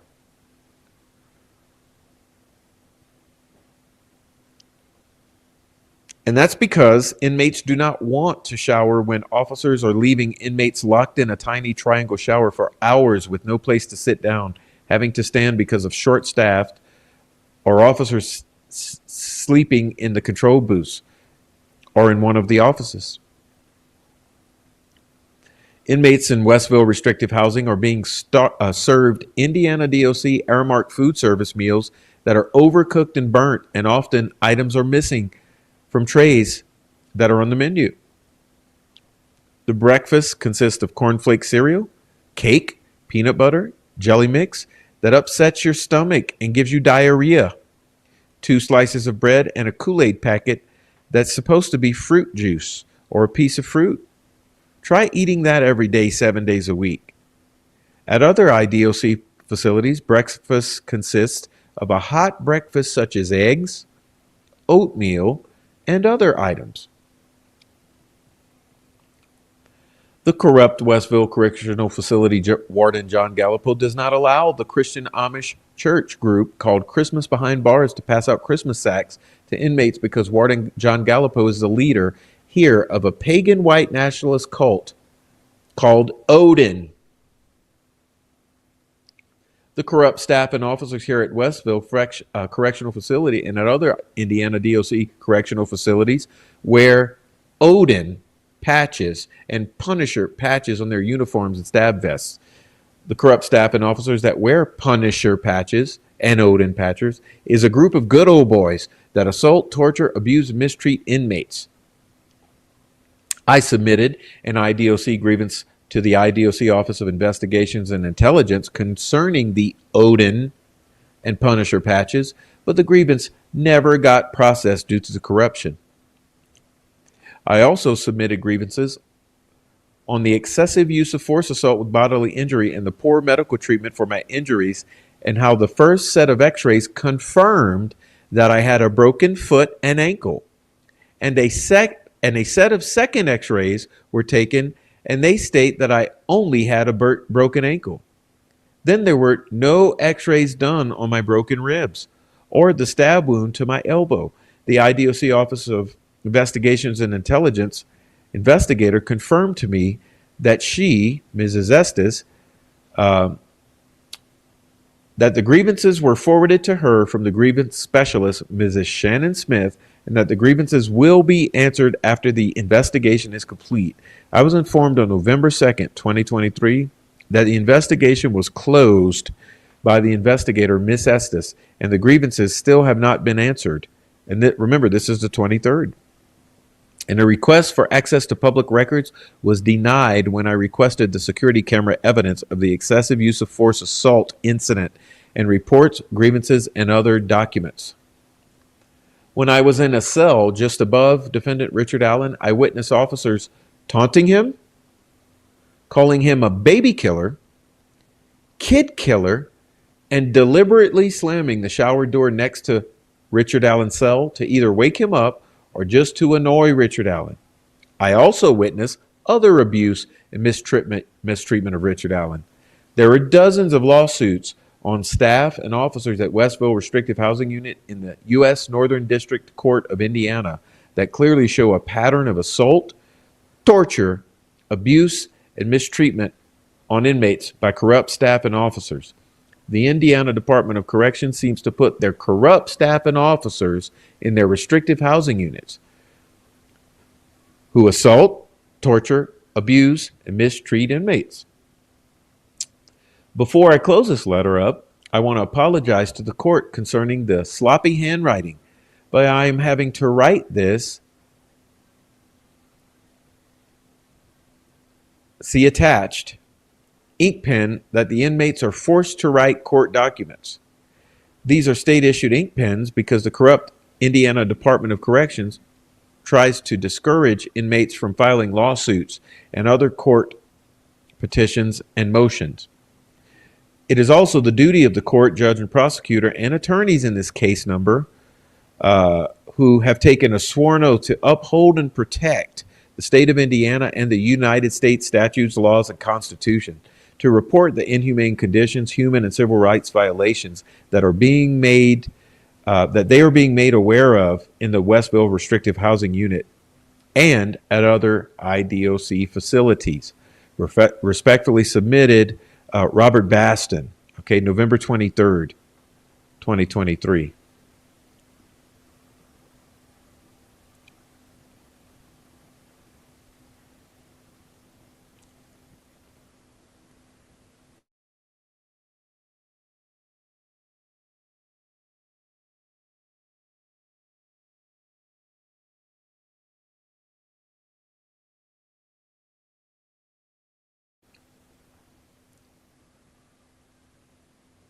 All right, so how many of you think he's making that up?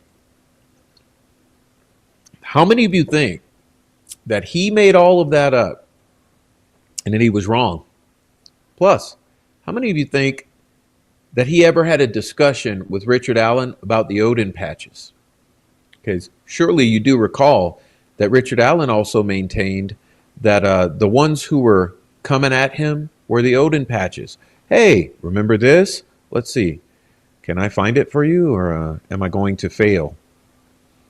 Oh, maybe I can find it for you. I don't know. Where is it? Somewhere around here. During one memorable visit on May 4th, 2023, myself, Max Baker, Andrew Baldwin, and attorney Rozzi met with Richard Allen to discuss matters involving the case. At this time, Richard Allen was in a mental and physical state of deterioration and was nearly non-communicative. During this visit, Richard Allen repeatedly asked whether or not his wife was okay and if his family was okay. He claimed on a couple of occasions that they were going to kill him. When asked who he was referring to as they, Richard responded by saying, "The guys with the Odin patches." Up to this point in the legal process, Richard Allen's defense team had never mentioned Odinism or Odinists to Richard Allen, either directly or indirectly. The first time I'm aware of any mention of Odinist involvement to Richard Allen was during the August 25th, 2023 visit.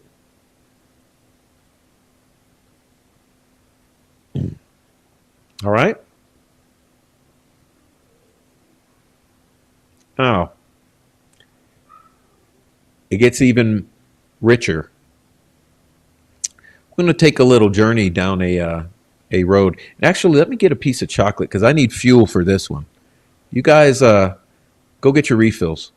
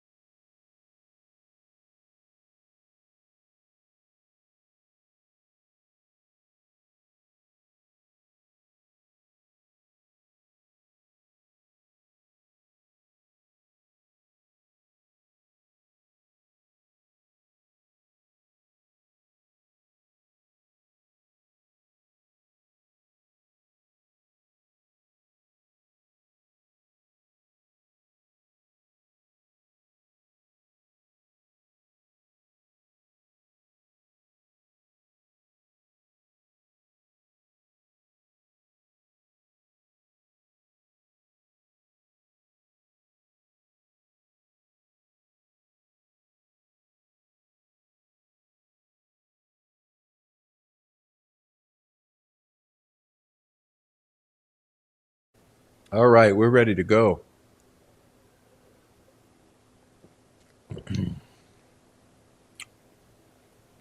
Let's listen to this, okay? Indiana Protection and Advocacy Service Commission versus Commissioner, Indiana Department of Correction. All right, this is October 1st, 2008.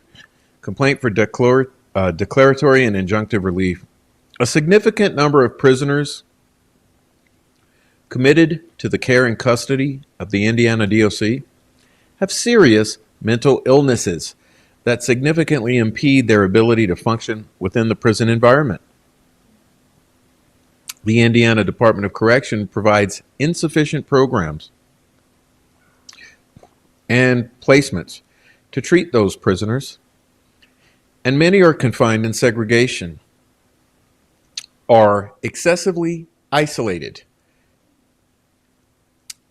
and in harsh conditions which exacerbate their illnesses and conditions where they fail to receive adequate mental health care. The failure of the Indiana DOC and its agents to adequately treat the prisoners in non-segregated and therapeutic environments violates the Eighth Amendment to the U.S. Constitution, as well as the American with Disabilities Act 42 U.S. Code and the Rehabilitation Act 29 U.S. Code. This action for injunctive and declaratory relief is brought by the Indiana Protection and Advocacy Services Commission, which is empowered and charged by federal law to protect the rights of mentally ill and developmentally disabled individuals in Indiana, and has standing to bring this action on behalf of its numerous clients and constituents who are mentally ill prisoners affected by defendants' unlawful actions and inactions. Okay? Jurisdiction, venue, and cause of action. Okay? You got it. Parties, well, you got it. Okay, let's go to facts. Down at the bottom, factual allegations. The Protections for Advocacy for Individuals Mental Illness Act, 42 U.S. Code, provides for establishment and funding of systems within each state which are designed to protect and advocate the rights of individuals with mental illness, as well as to investigate incidents of abuse, neglect of those with mental illness. This federal funding is to be given to independent agencies and organizations which have the capacity to protect and advocate the rights of individuals with mental illness. The system established by each state to protect and advocate the rights of mentally ill individuals must have the authority to pursue administrative, legal, and other appropriate remedies to ensure the protection of individuals with mental illness who are receiving care or treatment in the state. Pursuant to Indiana law, Indiana Code 122811, IPAS has been designated as the Protection and Advocacy Agency under both the Protection and Advocacy for Individuals with Mental Illness Act and the Developmental Disabilities Assistance and Bill of Rights Act. IPAS receives absolutely no state funding.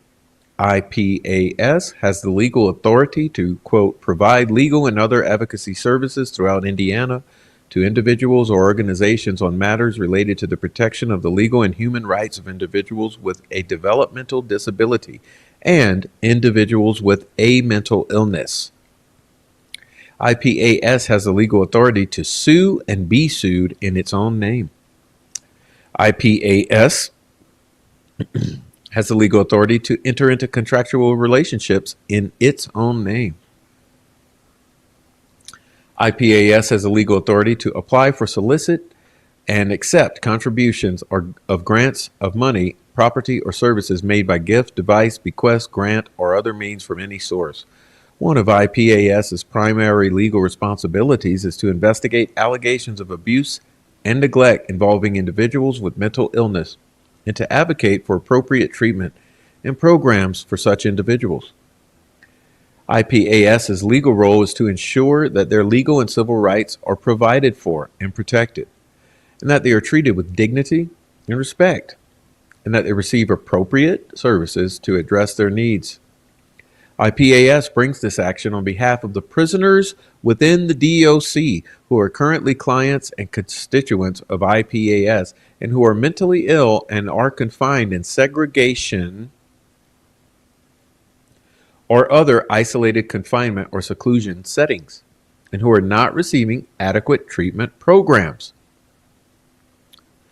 The prisoner clients and constituents of IPAS in this action, confined within the DOC, are confined to, quote, facilities, quote, rendering care and treatment for the mentally ill as that term is defined by 42 U.S. Code. Facts concerning levels of confinement within the DOC. Prisoners who are committed to the Indiana Department of Correction may be placed in, among other places, an array of state institutions, which range from minimally restrictive to high security institutions.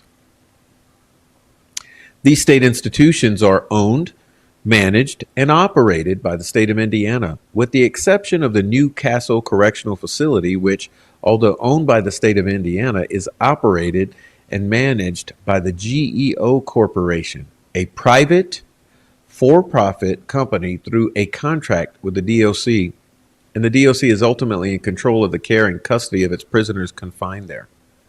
The lower security institutions feature a dormitory-style housing and tend to house prisoners with less violent crimes and shorter criminal histories than those in higher security level prisons.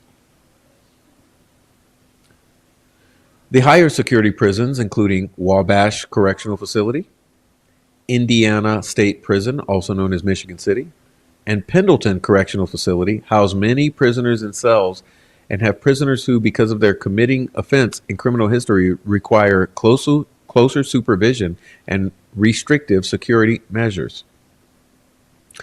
The higher security prisons contain segregation units where prisoners may be placed either for disciplinary reasons, for a specific period of time, or for indeterminate periods of time if the prisoners are on administrative segregation.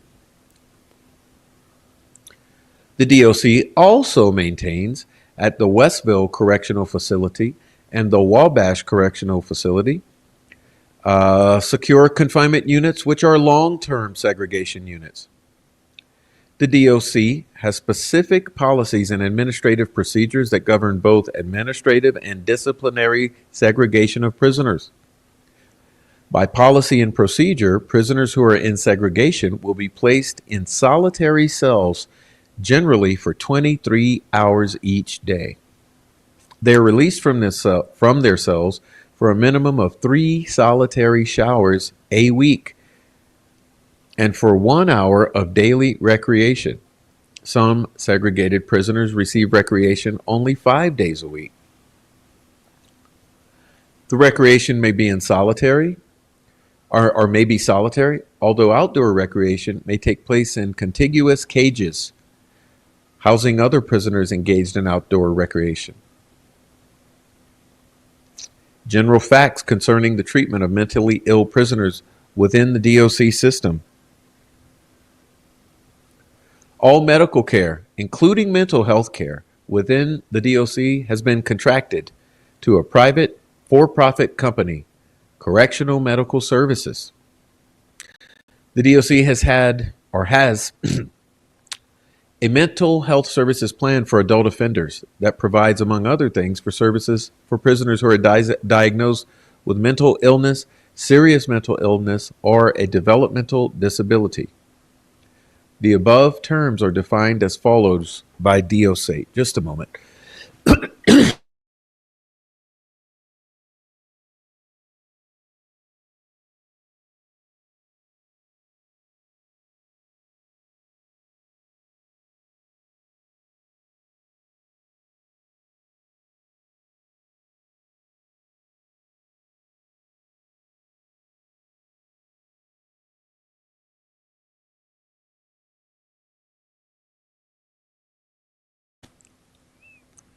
Mental illness, Axis 1 disorder, exclusives of substance abuse, dependence of paraphernalia with the GAF score above 40, serious mental illness, Axis 1 disorder, exclusives of substance abuse, dependency of paraphilia with a GAF score of 40 or below. An Axis 1 disorder refers to the listing of mental disorders maintained in the Diagnostic and Statistical Manual of Mental Disorders, a handbook used by mental health professionals. The GAF score is a global assessment of functioning scale, a subjective measure of the patient's overall level of psychological, social, and occupational functioning on a hypothetical continuum from 0 to 100. Because the GAF score is a subjective impression of the person's functioning at the moment he's been seen by a clinician, it has no direct bearing on the severity of a mental impairment. In fact, the Commissioner of the Social Security Administration has specifically indicated that the GAF score has no direct correlation to the mental disorder listings utilized to evaluate a person's disability. The GAF score is of limited use in prison settings inasmuch as it is supposed to be a measure, among other things, social and occupational functioning, both of which are severely restricted or non-existent within the prison setting. Hold on again, please.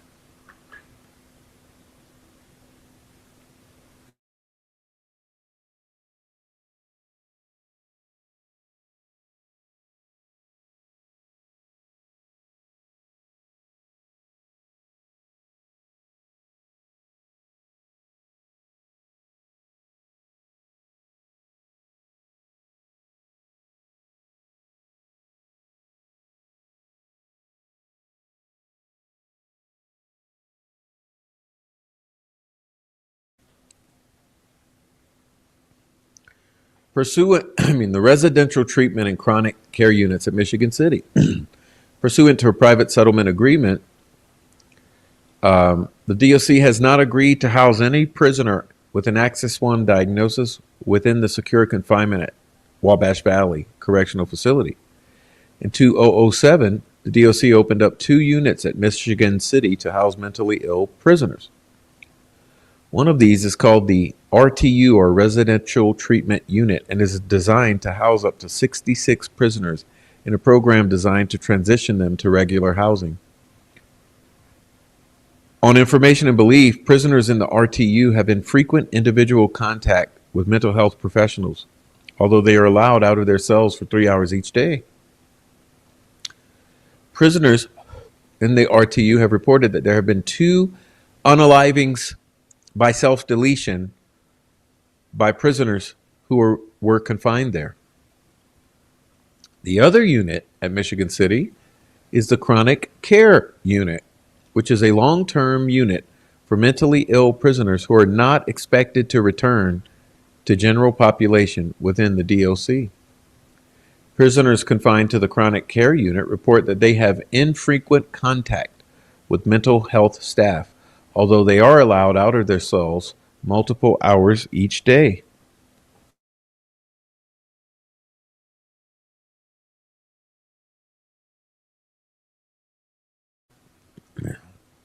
The secure mental health treatment at Newcastle. In the summer of 2008, the DOC opened a new unit at Newcastle Correctional Facility, the Secure Mental Health Treatment Unit, STFU. Shut the fuck up. For prisoners who fall within the DOC's definition of seriously mentally ill who are subject to segregation in the DOC. There are 96 beds available at the STFU. But at the current time, the DOC is planning to only fill 67 of the 96 beds. Prisoners at the STFU are housed in individual cells behind solid doors. Although the DOC does not consider the STFU to be a segregation unit, prisoners are left in their cells 23 hours a day with 1 hour individual recreation. 3 times a week, the prisoners are released for a solitary shower.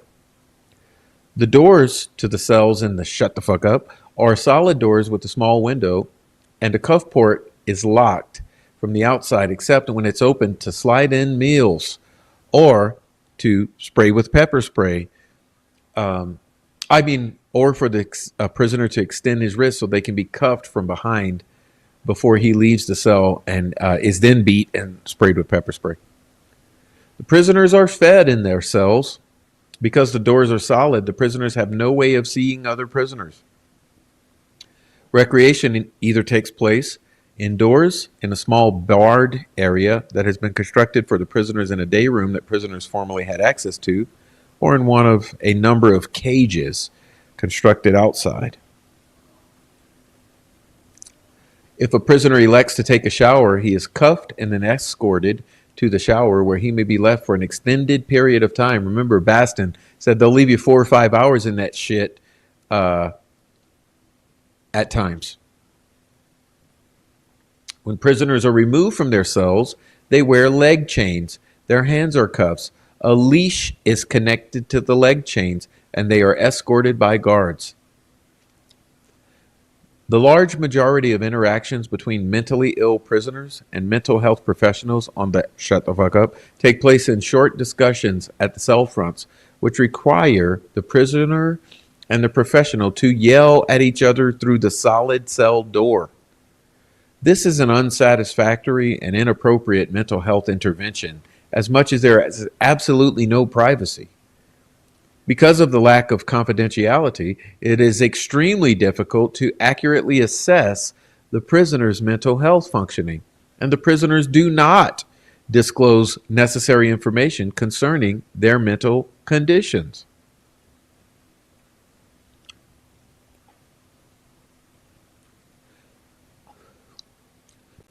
The major programming plan for prisoners in the STFUP is the ACT program present in other locations within the DOC, which is a behavior modification program where the prisoner, in his cell, views recordings broadcast via closed-circuit television and completes worksheets, which he returns not to a mental health professional, but to his correctional counselor. What?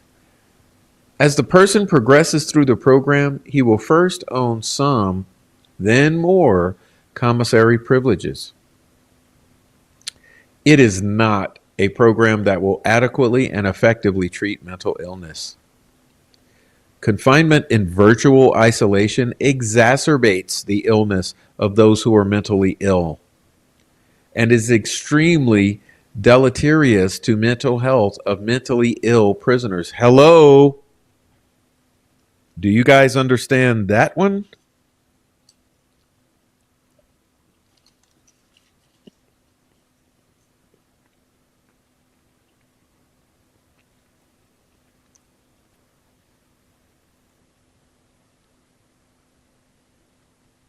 The continued segregation of mentally ill prisoners. After all, the prisoners who the DOC plans to move out of segregation units into the shut the fuck up are moved, there will still be more than 230 prisoners who have Axis 1 diagnoses who will be confined in regular segregation units within the DOC. In these units, they will be subjected to severe isolation and lack of environmental stimulation. This isolation is extremely detrimental and harmful to the mental health of mentally ill persons. In these units, the primary, if not sole contact the prisoners will have with mental health staff will be brief conversations at their cell doors, which, for the reasons indicated above, is wholly inadequate. An example of the segregation units to which mentally ill persons are being confined is the custody and control unit, which is located at the Wabash Valley Correctional Facility. There are a significant number of prisoners on this unit who are mentally ill. As in all segregation units, those imprisoned in this unit are held in isolation for 23 hours a day. They are released for solitary recreation and showers. The prisoners are held behind solid doors, which only increases their isolation and the mental health problems flowing from the isolation. Mentally ill prisoners on the segregation unit report that they are frequently and violently extracted from their cells by armed correctional officers. Yeah, like Robert Baston described, right? All right. And remember, we had the same with Richard Allen a number of times. These violent encounters are often caused by the prisoner's mental illness when, for example, they engage in such irrational behavior as refusing to cuff up so they can leave their cells. Ah, sounds familiar. Oh, what is this? 2008. It's like they can predict what happened to Richard Allen. Isn't that rich?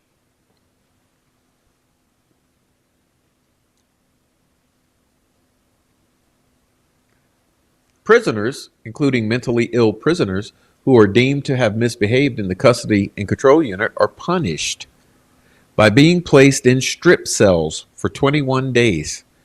Prisoners are stripped of most of their clothing, but have it returned to them over time if their behavior improves. Oh, sounds familiar, doesn't it?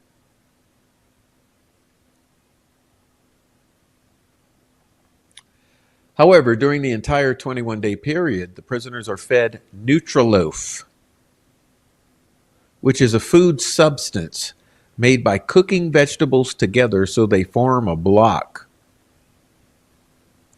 All the prisoners receive for their meals is a portion of Nutriloaf and 2 pieces of bread.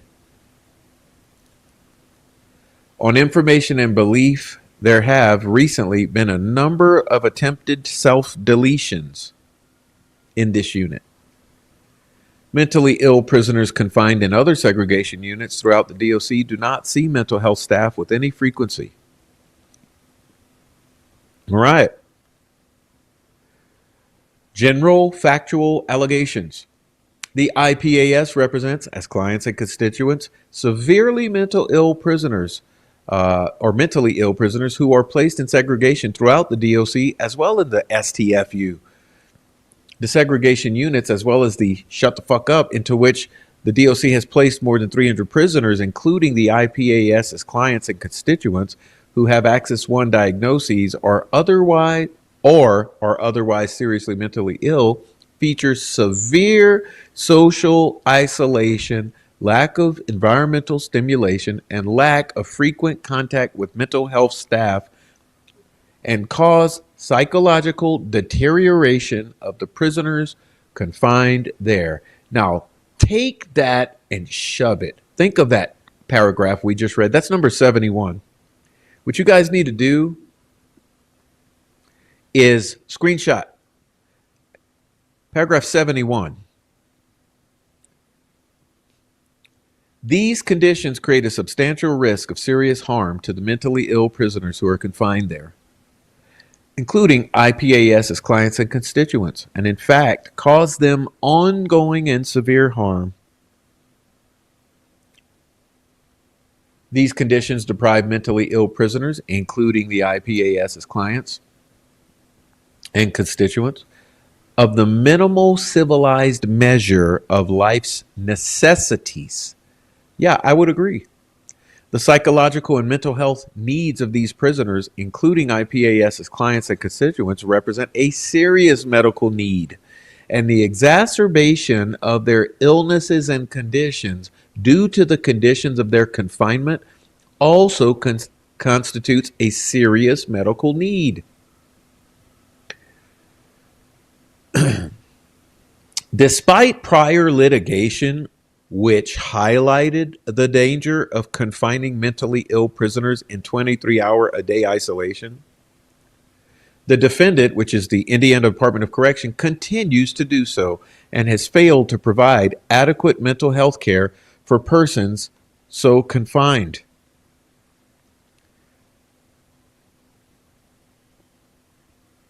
The IDOC is aware of the risk of harm caused by this form of confinement and is deliberately indifferent to it. The prolonged isolated confinement of mentally ill persons, including IPAS's clients and constituents, causes severe harm, and the IDOC at all times has been aware of this fact. Paragraph 78, the defendant has not reasonably accommodated the mentally ill prisoners in segregated and isolated conditions, including IPAS's clients and constituents by providing appropriate treatment in non-segregated and non-isolated environments. Let's read that again.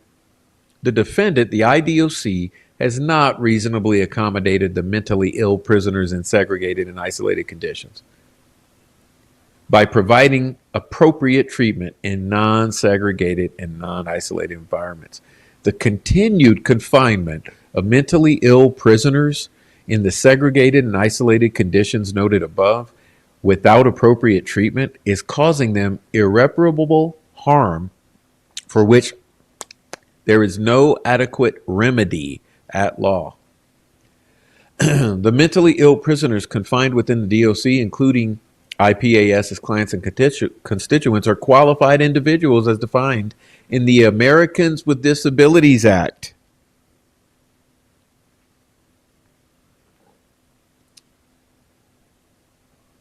And the Rehabilitation Act. Specifically, they have mental impairments that substantially limit one or more of the major life activities, as well as having records of having such impairments, and further are regarded as having such impairments. As qualified individuals with disabilities, the mentally ill prisoners within the DOC meet the essential eligibility requirements for the receipt of services or participation in the activities provided by defendant. At all times, the defendant, the IDOC, has acted under the color of state law.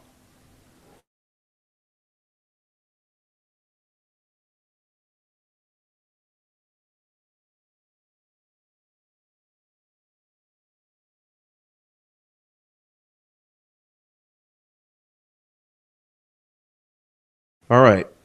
Legal claims.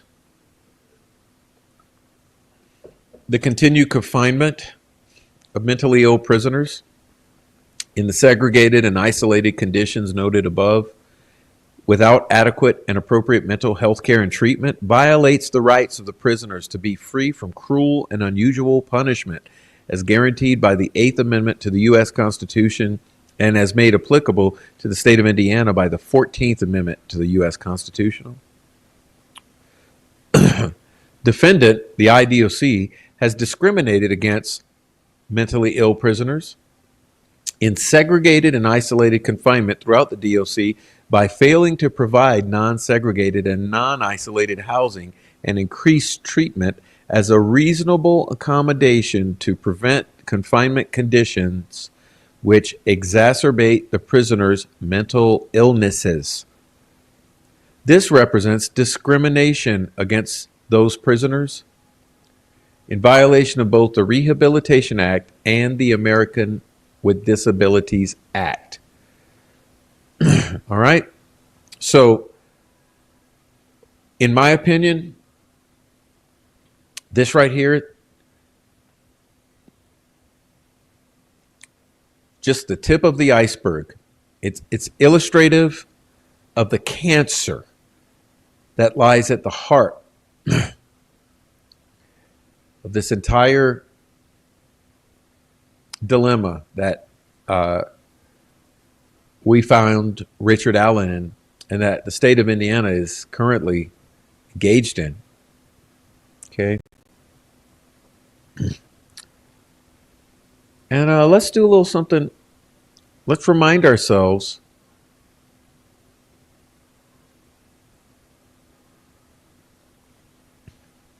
something here.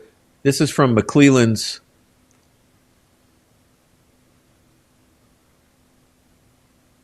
receipt for the physical discovery release, as was revealed to us in February of 2025 in a filing in which this was offered as State's Exhibit 7. Okay, now pay attention to this. And keep in mind that I've said so many times that it is my opinion that this discovery was sanitized before it was handed over. So keep in mind when you're going through this document, which I suggest all of you learn like the back of your hands, This is probably only 65% of what originally existed before it was sanitized, right? Let's be honest here. They deleted exculpatory evidence. They hid it. They deleted it. They destroyed it. They contaminated it. Anyway, let's continue. This is not the point. That's just a little aside. That's not the point of me showing you this. I want to show you this.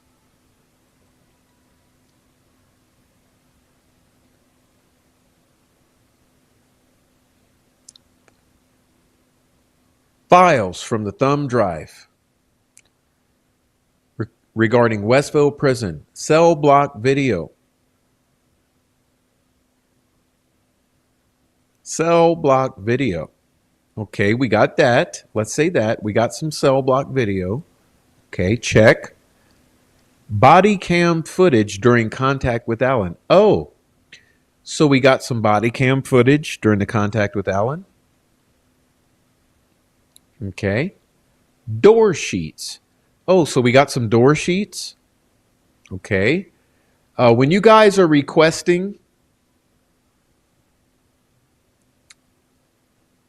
information, other Westville IDOC reports and documents. Okay, so are you telling me that what exists within Discovery includes cell block video, body cam footage, door sheets, and IDOC reports and documentation?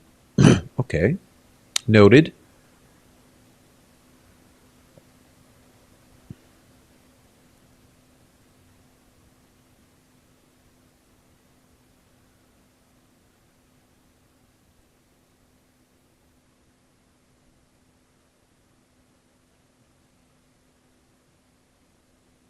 Okay, I'm giving you all of that.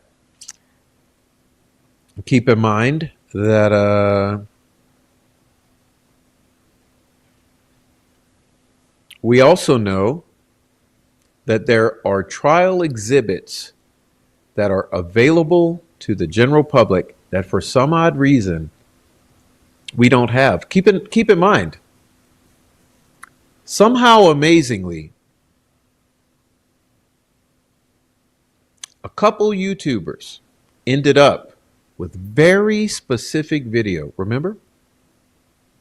The interrogations of Richard Allen and the recorded phone calls, oddly enough. It's really odd that those particular YouTubers received those particular releases and nothing else. But you know what I'd like to see? I'd like to see the trial exhibits that were shown that showed Richard Allen in horrendous conditions. Horrendous conditions. Right.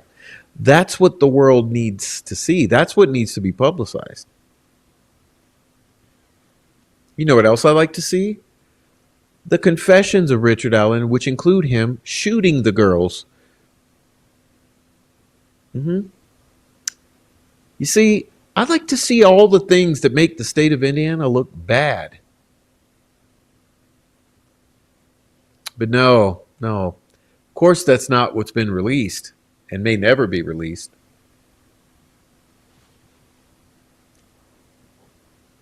So we're stuck. Okay? But, at least there's some little things. For instance, let's go back to something that we should never forget about.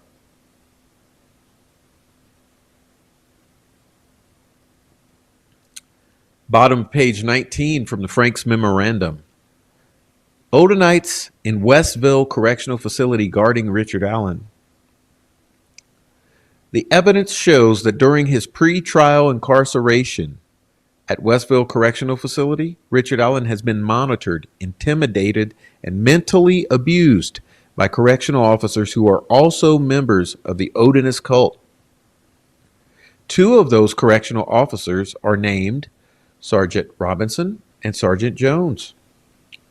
These Westville Corrections officers boldly wore patches on their Department of Corrections uniforms that proclaimed, "In Odin we trust."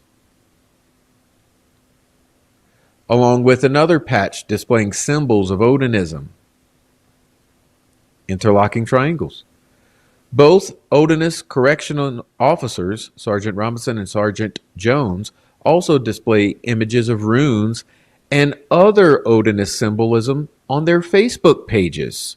Let's reread that for those who don't understand. Both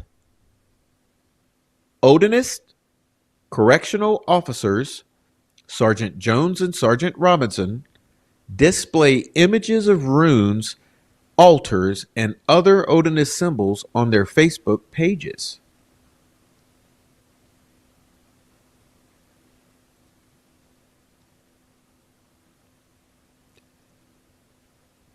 For example, as recently as June 25th of 2023,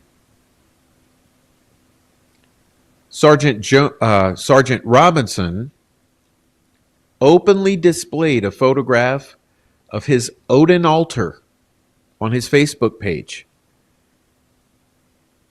A similar altar can be found on the Facebook page of Brad Holder.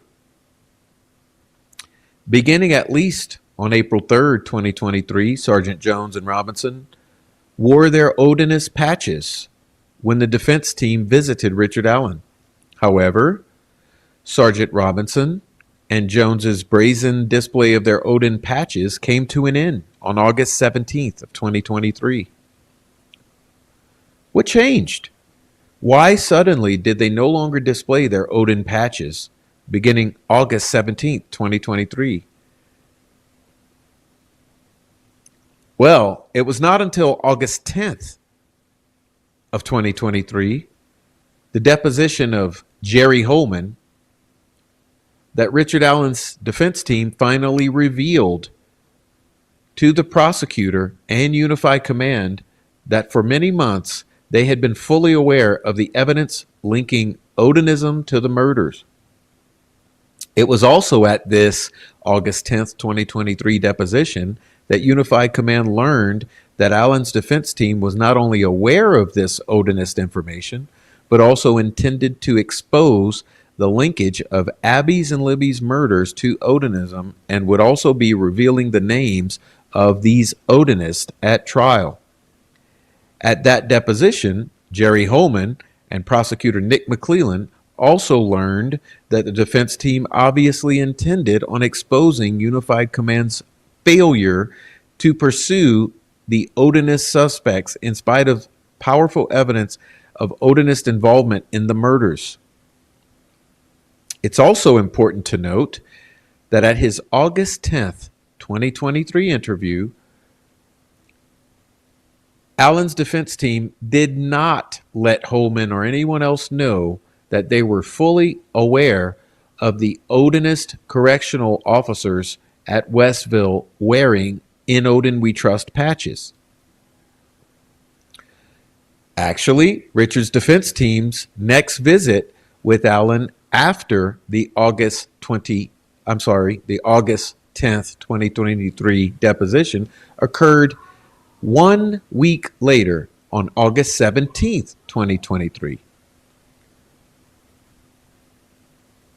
Curiously, in those 7 days since the defense team revealed their knowledge that there was evidence that linked Odinism to the murders, Sergeant Robinson was no longer wearing his Odin patch. It was almost as if someone, Jerry Holman,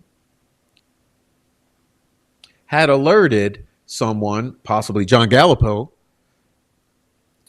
that Odinist Robinson had alerted Odinist Robinson that the jig was up because the lawyers knew about the link to Odinism. So lose the patch and pray the defense attorneys never noticed the damn patches in the first place. Unfortunately for Westville and Unified Command, Rick's defense team absolutely did notice the Odinist patches worn by Robinson and Jones beginning April 3rd, 2023. Furthermore, Rick's defense team absolutely noticed the conspicuous absence of Sergeant Robinson's Odin patches following Trooper Holman's realization that Rick's defense team was fully aware of the connection between the murders and Odinism, as well as a failure of Unified Command to follow through on the evidence linking the murders to Odinism. Okay? The court will also learn in the body of this memorandum that Sergeant Jones and Robinson were seemingly always by Richard Allen's side during most, if not every, visit.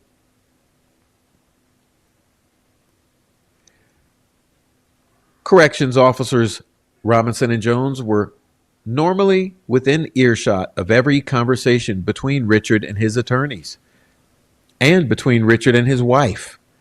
Enough that Richard would have to be worried about any conversation with his attorneys and with his wife being overheard by Odinist guards, Robinson and Jones, and other correctional officers.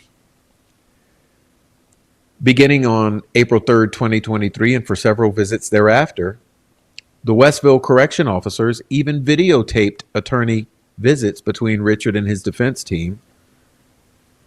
Most, if not every time, it was Sergeant Jones or Robinson bringing the handheld camcorder to the visit.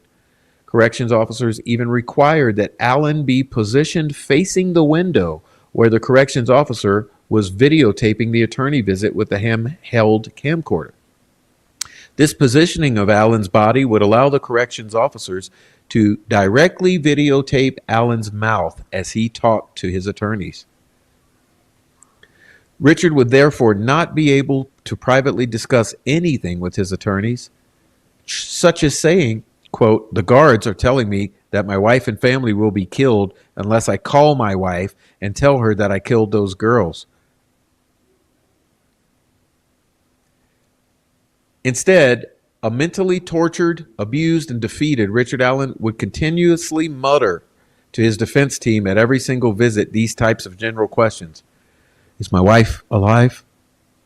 Is my family alive? Is my wife safe?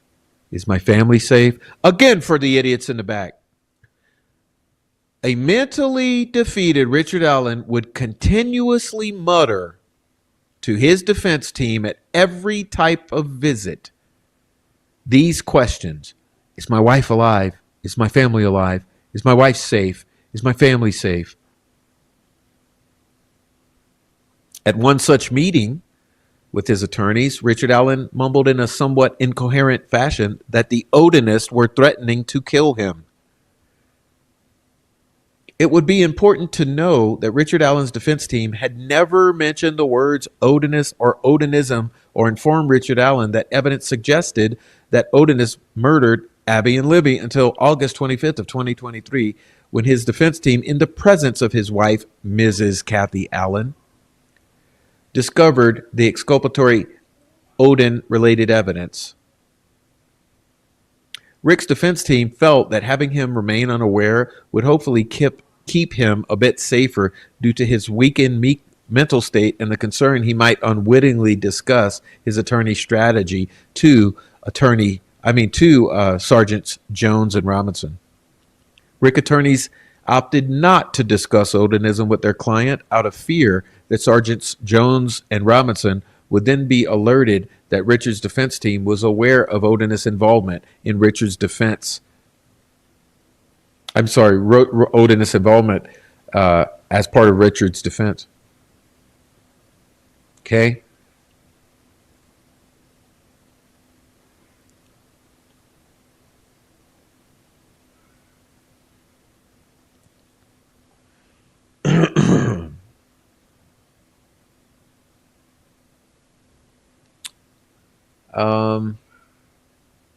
Richard's defense team needed additional time to investigate and review the evidence before feeling confident and comfortable in revealing their knowledge to the court of the strong evidence that Odinists might have murdered the girls, and Unified Command chosen to do nothing about it, but in fact had hidden these facts from Judge Diener. Therefore, Richard's defense team opted to keep Richard in the dark about the Odinist connection to the murders.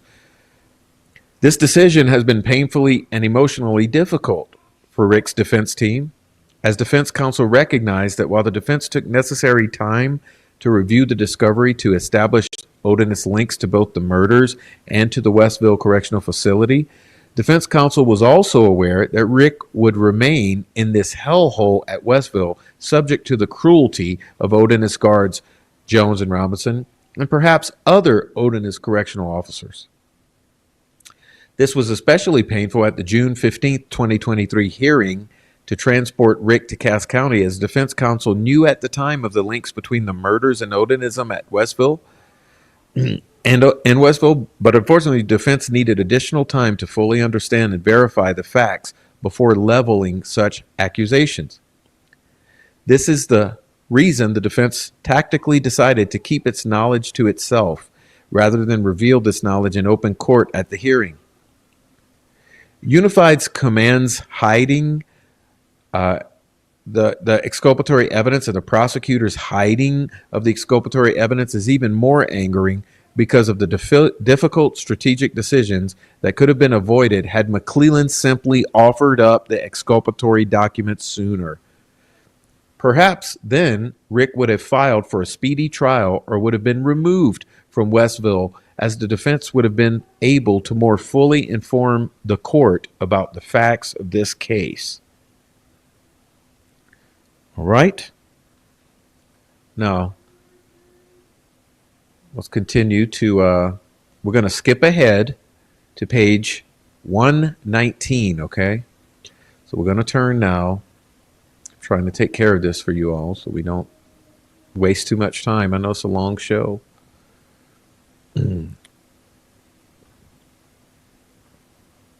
It's a lot to do. Whoop, wrong one. 119 is what I'm looking for.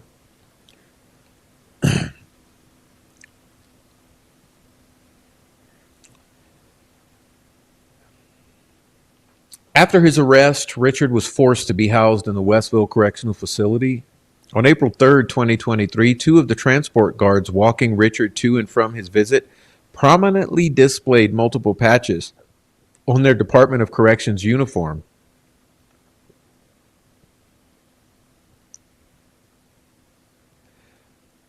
The top patch, "In Odin We Trust," was displayed under the embroidered name tags on the right side of their DOC uniform shirt. On the left side of their DOC uniform shirts were two patches.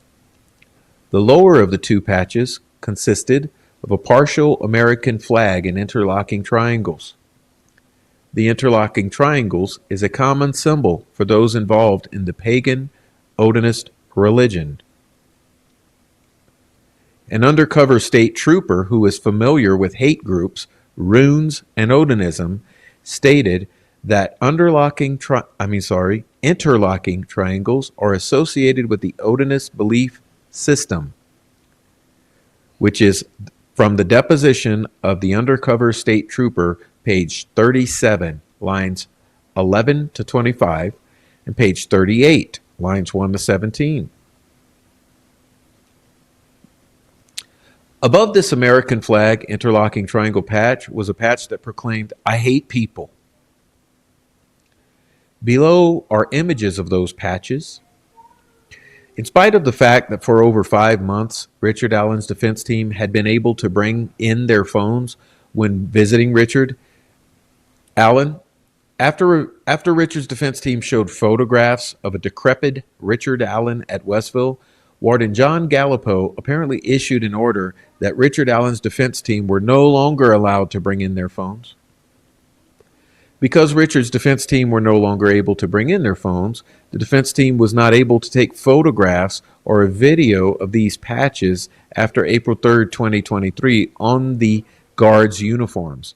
Therefore, the defense is providing affidavits from members of Richard Allen's defense team who viewed these patches on multiple occasions after April 3rd, 2023. And that's going to be the affidavits of Max Baker and Matt Hoffman. Here are the patches worn by the guards. The images below of the patches worn by Sergeant Robinson and Jones were found on Etsy. These patches can be purchased on Etsy.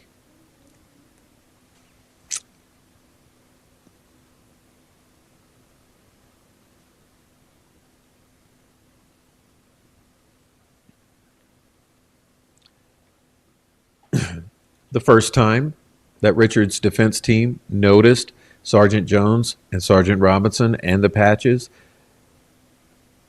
was on April 3rd, 2023. This also coincides with the time frame that Richard Allen's mental health began a steep decline.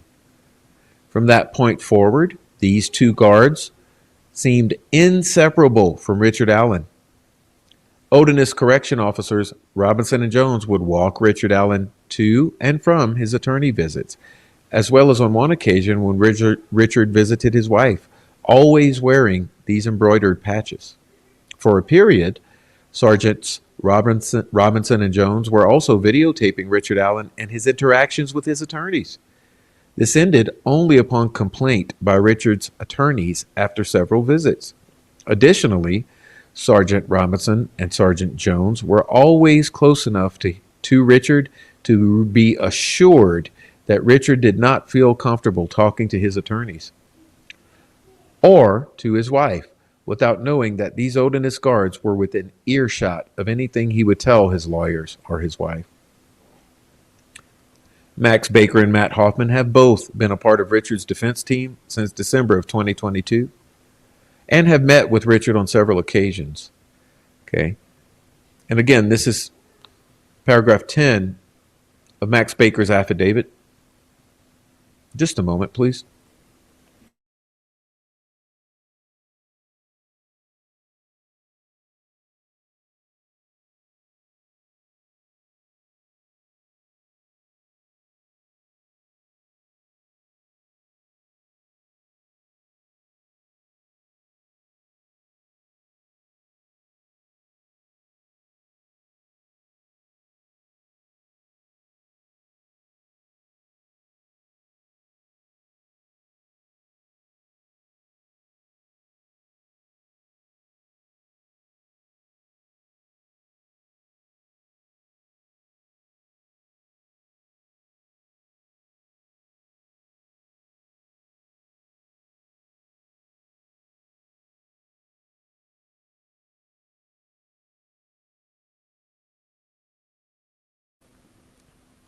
All right, so I've already read to you this information here, so we'll skip it.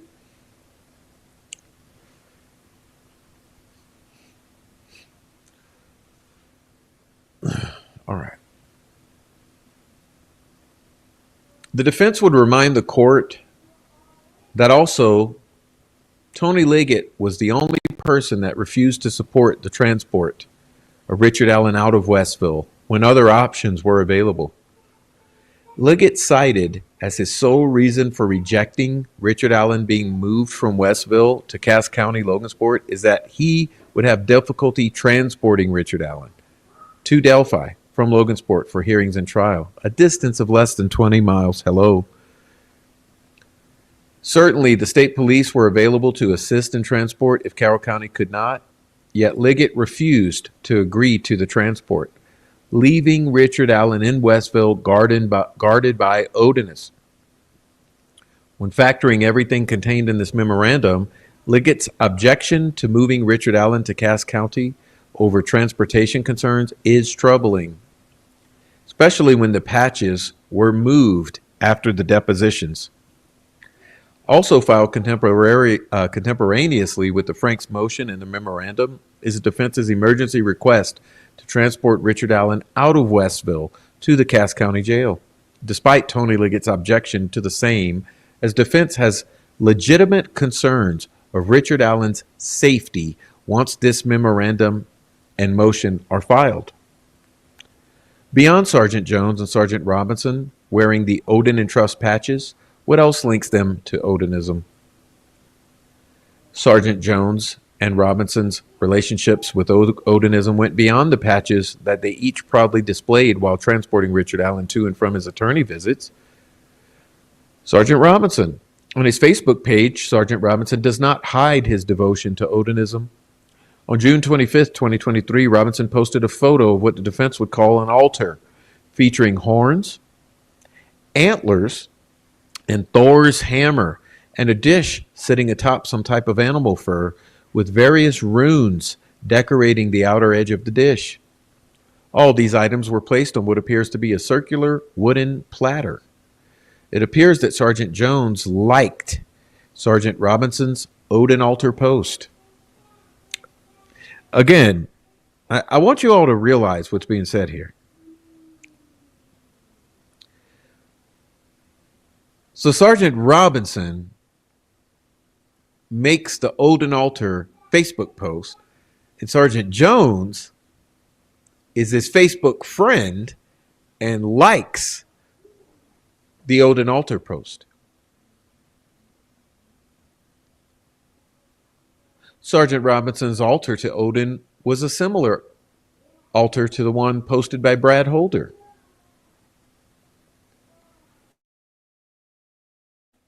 As stated by Max Baker in his affidavit, Sergeant Robinson was involved in transporting Richard Allen to most, if not all, of his attorney's visits. Sergeant Robinson always wore his Odin patches.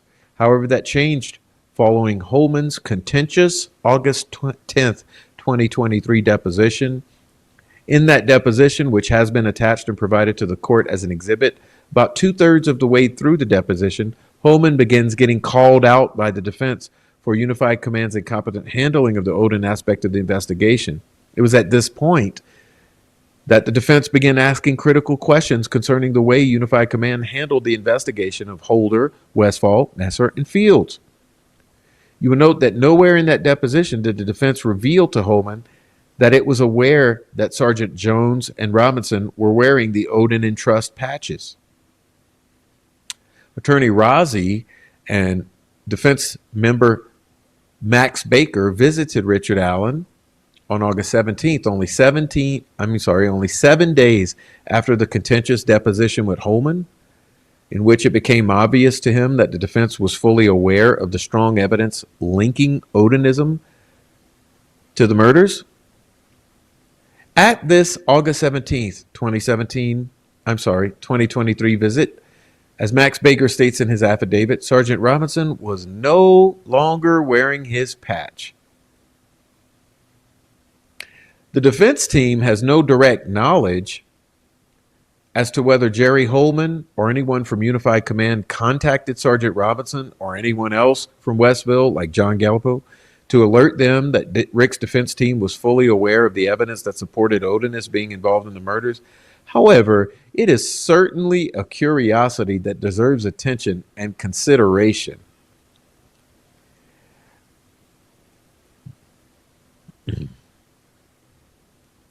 I mean, let's be real here. Let's be real. We're all grown folks, right? We're all adults in this room. Holman's clueless that they know anything about Holder, Fields, Messer, Westville.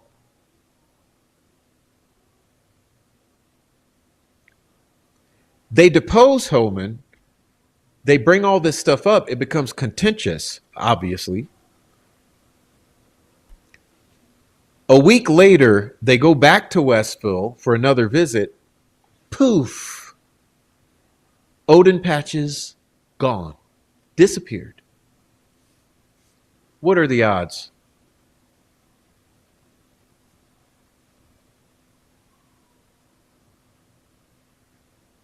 Do you think it's a coincidence?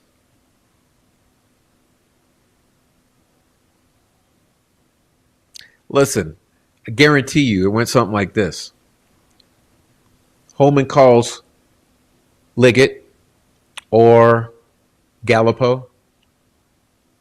Hey, they're onto the Odinism. Shit got to disappear right now. Shit disappears.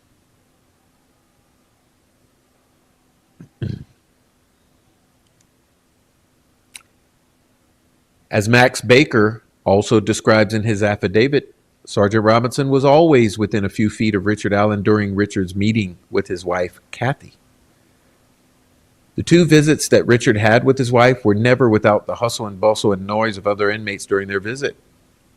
While Warden Gallipo may claim that Westville was doing Richard a favor by allowing him privacy with his wife, the defense views it differently. With no other inmates in the room was completely quiet. Sergeant Robinson could hear every single word, everything that Richard told his wife.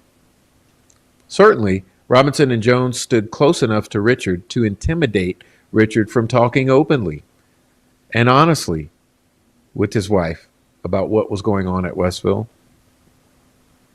Additionally, in their combined 50-plus years of practicing criminal defense, attorneys Baldwin and Rozzi have never had their purported confidential attorney visits videotaped with a handheld camcorder.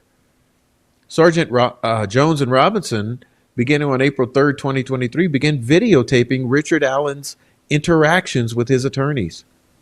Particularly outrageous was the fact that Richard Allen was required to face the camcorder from about 10 feet away through a glass. That means that Richard's mouth was being videotaped. This means that Richard was not able to speak freely to his attorneys and say things like, they are stating that if I don't tell my wife that I'm guilty, then they're saying they're going to harm my wife. If Richard were to say anything like that, it would be on video. Remember, Richard continuously asked his defense team if his wife was okay, if his family was okay. And again, that's the affidavit of Max Baker.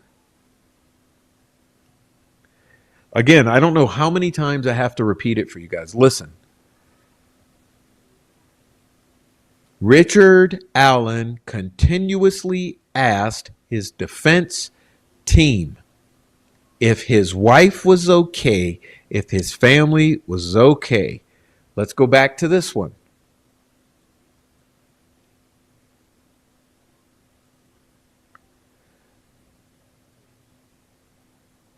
Richard Allen repeatedly asked whether or not his wife was okay and if his family was okay. He claimed on a couple of occasions they were going to kill him. When asked who was they, he responded by saying the guys with the Odin patches. Right.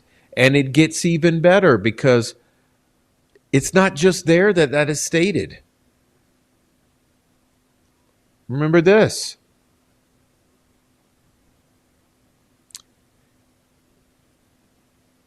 Richard would therefore not be able to privately discuss anything with his attorney, such as the guards are telling me that my wife and my family will be killed unless I call my wife and tell her I killed those girls. Instead, a mentally defeated Allen would continuously mutter to his defense team at every visit of these types of general questions. Is my wife alive? Is my family alive? Is my wife safe? Is my family safe? Is my wife okay? Is my family okay? Are you getting what I'm saying here? And why I'm concerned about those types of statements and what they might indicate? I mean, all right. Where were we?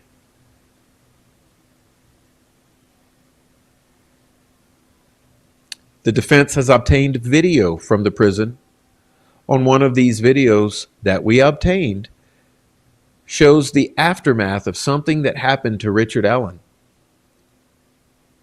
Find attached a still shot of Richard Allen taken from a video that Westville produced. The defense does not have the exact date, but the video indicates that the video was taken between May 26th and May 30th. The still shot is attached to this memorandum as Exhibit 121. The defense is not exactly sure what happened to Richard Allen that caused him to look the way he looks or is depicted in the still shot, whether it was self-harm or something else.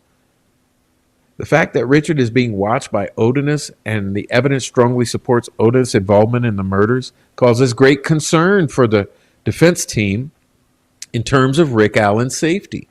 Additionally, in Matt Hoffman's affidavit, you will find that at the last hearing on June 15, 2023, Rick was constantly pleading with the guards not to shock him. And in quotations, please don't shock me. Please don't shock me. Please don't shock me.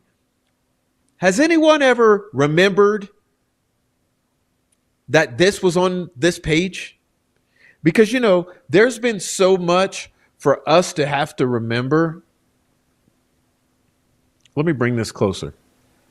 Have any of you even remembered that this happened? That on the June 15th, 2023 hearing, Rick was constantly pleading with those guards, please don't shock me, please don't shock me, please don't shock me, please don't shock me.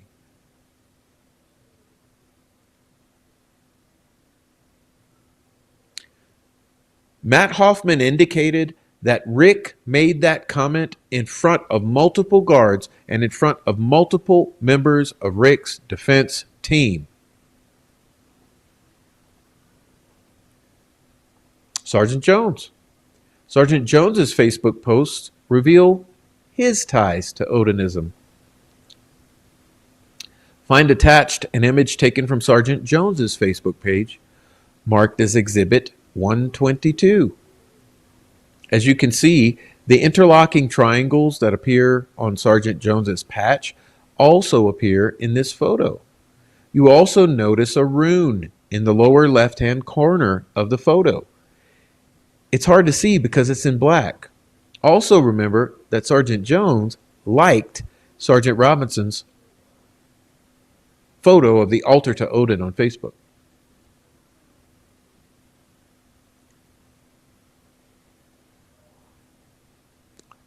The defense would ask the court review Max Baker's affidavit to learn of Sergeant Jones's involvement in guarding Richard Allen. It's nearly identical to Sergeant Robinson's involvement. They don't teach you in law school what to do when your client who is accused of murder is being guarded by members of a religious cult whose members evidence strongly supports were involved in the actual murders. Again, the defense is not claiming that Sergeant Jones and Sergeant Robinson were involved in the murders, but that they are Odinist members of the same cult that evidence strongly suggests was involved in the murders of Abby and Libby. Yet, that is where we are. At some point in time, coincidences cease to be coincidences. The fact that Liggett did not want Richard Allen removed from Westville purportedly over transportation issues is curious. The fact that Odinists are guarding Richard is very concerning, or at the very least, curious, considering the evidence discussed in this memorandum. The fact that Sergeant Robinson stopped wearing his "In Odin We Trust" patch within days of Jerry Holman and the Unified Command first learning that the defense was aware of evidence linking Odinism to the crime scene, and that the Unified Command has avoided investigating the Odinists and avoiding handing over discovery that connected to the Odinist members.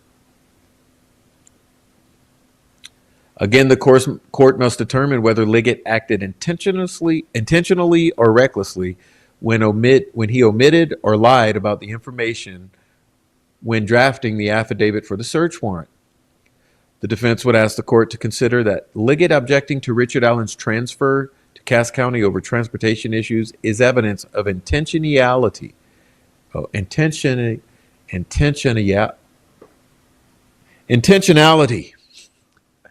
I'm tired.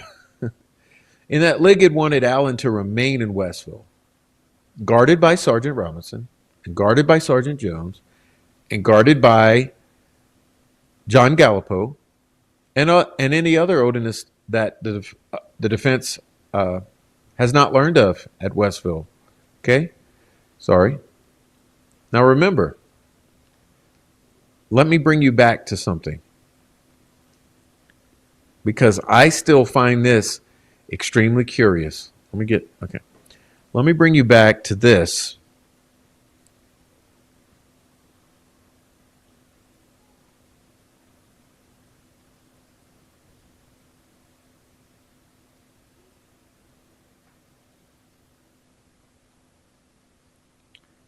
Where is it?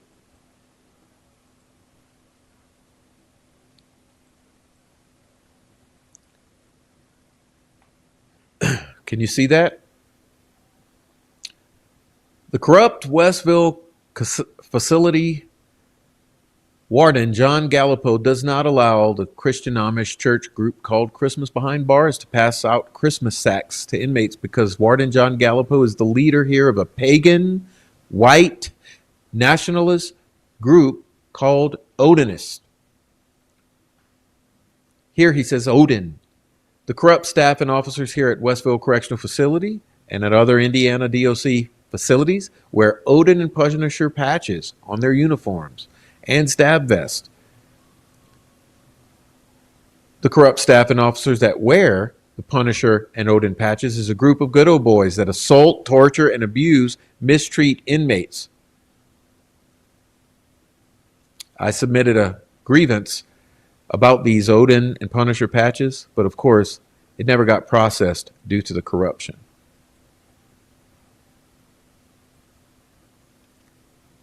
Now, this has been the primary body of this episode titled Delphi, the Westville Report. This is my version of the primary concerns about Westville for all of you.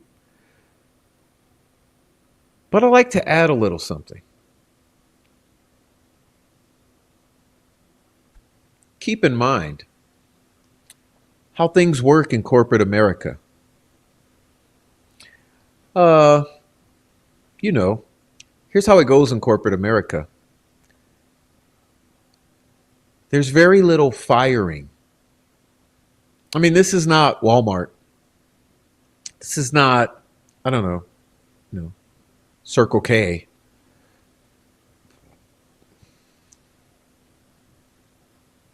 The way things work in corporate America is the way that you're fired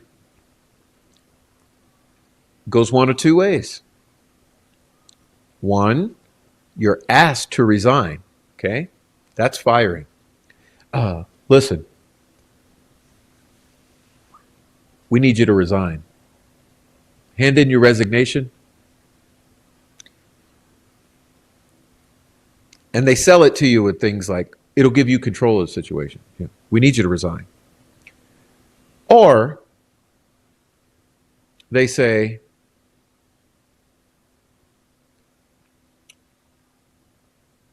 we're going to not renew your contract. We're going to move you. Something like that. You see?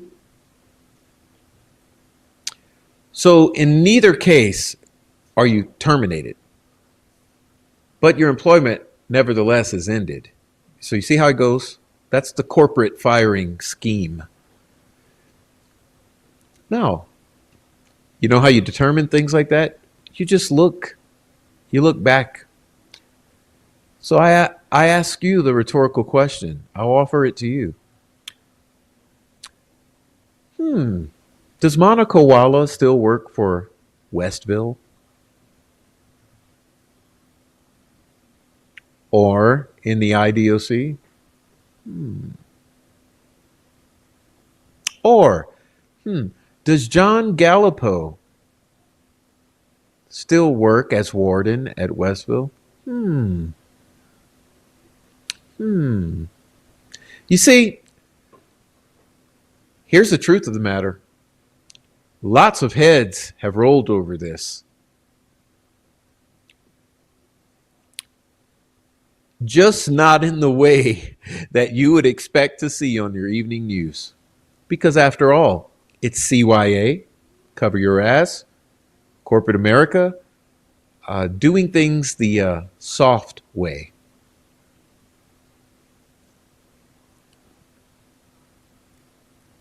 Now, does reassigning limit them from civil liability and damages? No. So are they off the hook? Not a single one of them. No. So here's my advice to Kathy Allen. I'm going to get real close to this. Sue their balls off. Every single one of them.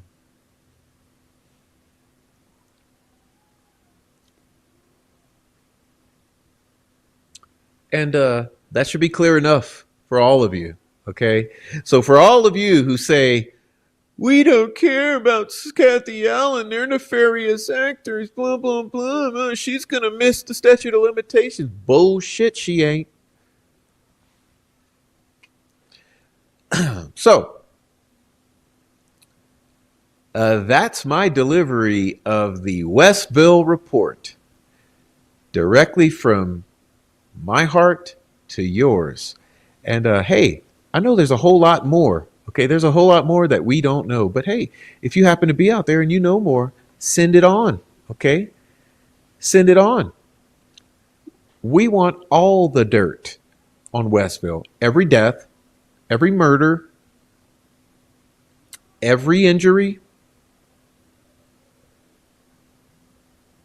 every suicide. You know the deal. Every bit of it. Um, and I just want to thank you all so much for being here. This is a tough job. Somebody's got to do it. And I'm glad to be here. And despite all the drama queens, the old ladies who ain't got nothing better to do than talk shit, uh, enjoy your social media gaslighting. We're going to be here doing the real work, the actual work, the good work, and standing by all the actual victims in all of this. And I will always do that, whether I'm here on YouTube or not. I will always be standing by the actual victims. And so, God bless everyone. Thank you so much for being here in my chat. I have loved tonight, but unfortunately, it wasn't a night to read the chat because I had too much reading to do as it is. So apologize I could not keep up with the chat, but I certainly hope you all enjoyed it. And if you're on the replay, please enjoy the comment section. Leave some comments down below. We want the comments. And if you got dirt on the Westville or any of IDOC facilities and catastrophes, go ahead and email them to any one of the advocates for Richard Allen or myself. We appreciate you. And I especially want to thank everyone who's been here in the live chat. Today was Monday, April 14th, after all. I also want to thank Rebecca Ann, 1965, for the super chat. Thank you, Rebecca Ann. Everyone go subscribe to her channel. Also, just so you know, we have a Cash App and a Buy Me a Coffee that should be tagged at the top of the chat. It's also scrolling below me, here below. You can always support the channel with Cash Apps, Buy Me a Coffees, Super Chats, any way you'd like to support the channel. We have little things you can buy, T-shirts and stuff, all sorts of things to support the channel. But also just commenting, hitting the thumbs up, all those things that you already know support YouTube channels. We appreciate it. This channel has grown thanks to you. All I did was show up, and you've all grown the channel from one person to thousands. And I appreciate you all. And all of you who've been here the whole time, stuck with me. Appreciate you for sticking around. We don't always agree, but we're all getting to the same place. You know, I hope you all realize, like, we're on this ship and we're going to the same place. And as long as you're down for the destination, knowing it might be a bumpy ride, I appreciate having you here. Anyway, I want to say thank you to everyone. And that's about it. I am exhausted. This was a lot of talking to do. And so my voice is fried and my eyes are tired and the whole 9 yards. But anyway, thank you all. God bless. Oh, whoever texts me, stop texting. Oh my gosh. What is the text coming through for? All right. I didn't mute the phone. All right. I'm out of here. God bless you all. Peace, love, and happiness, okay? Hug your kids, hug your wife. I'm out.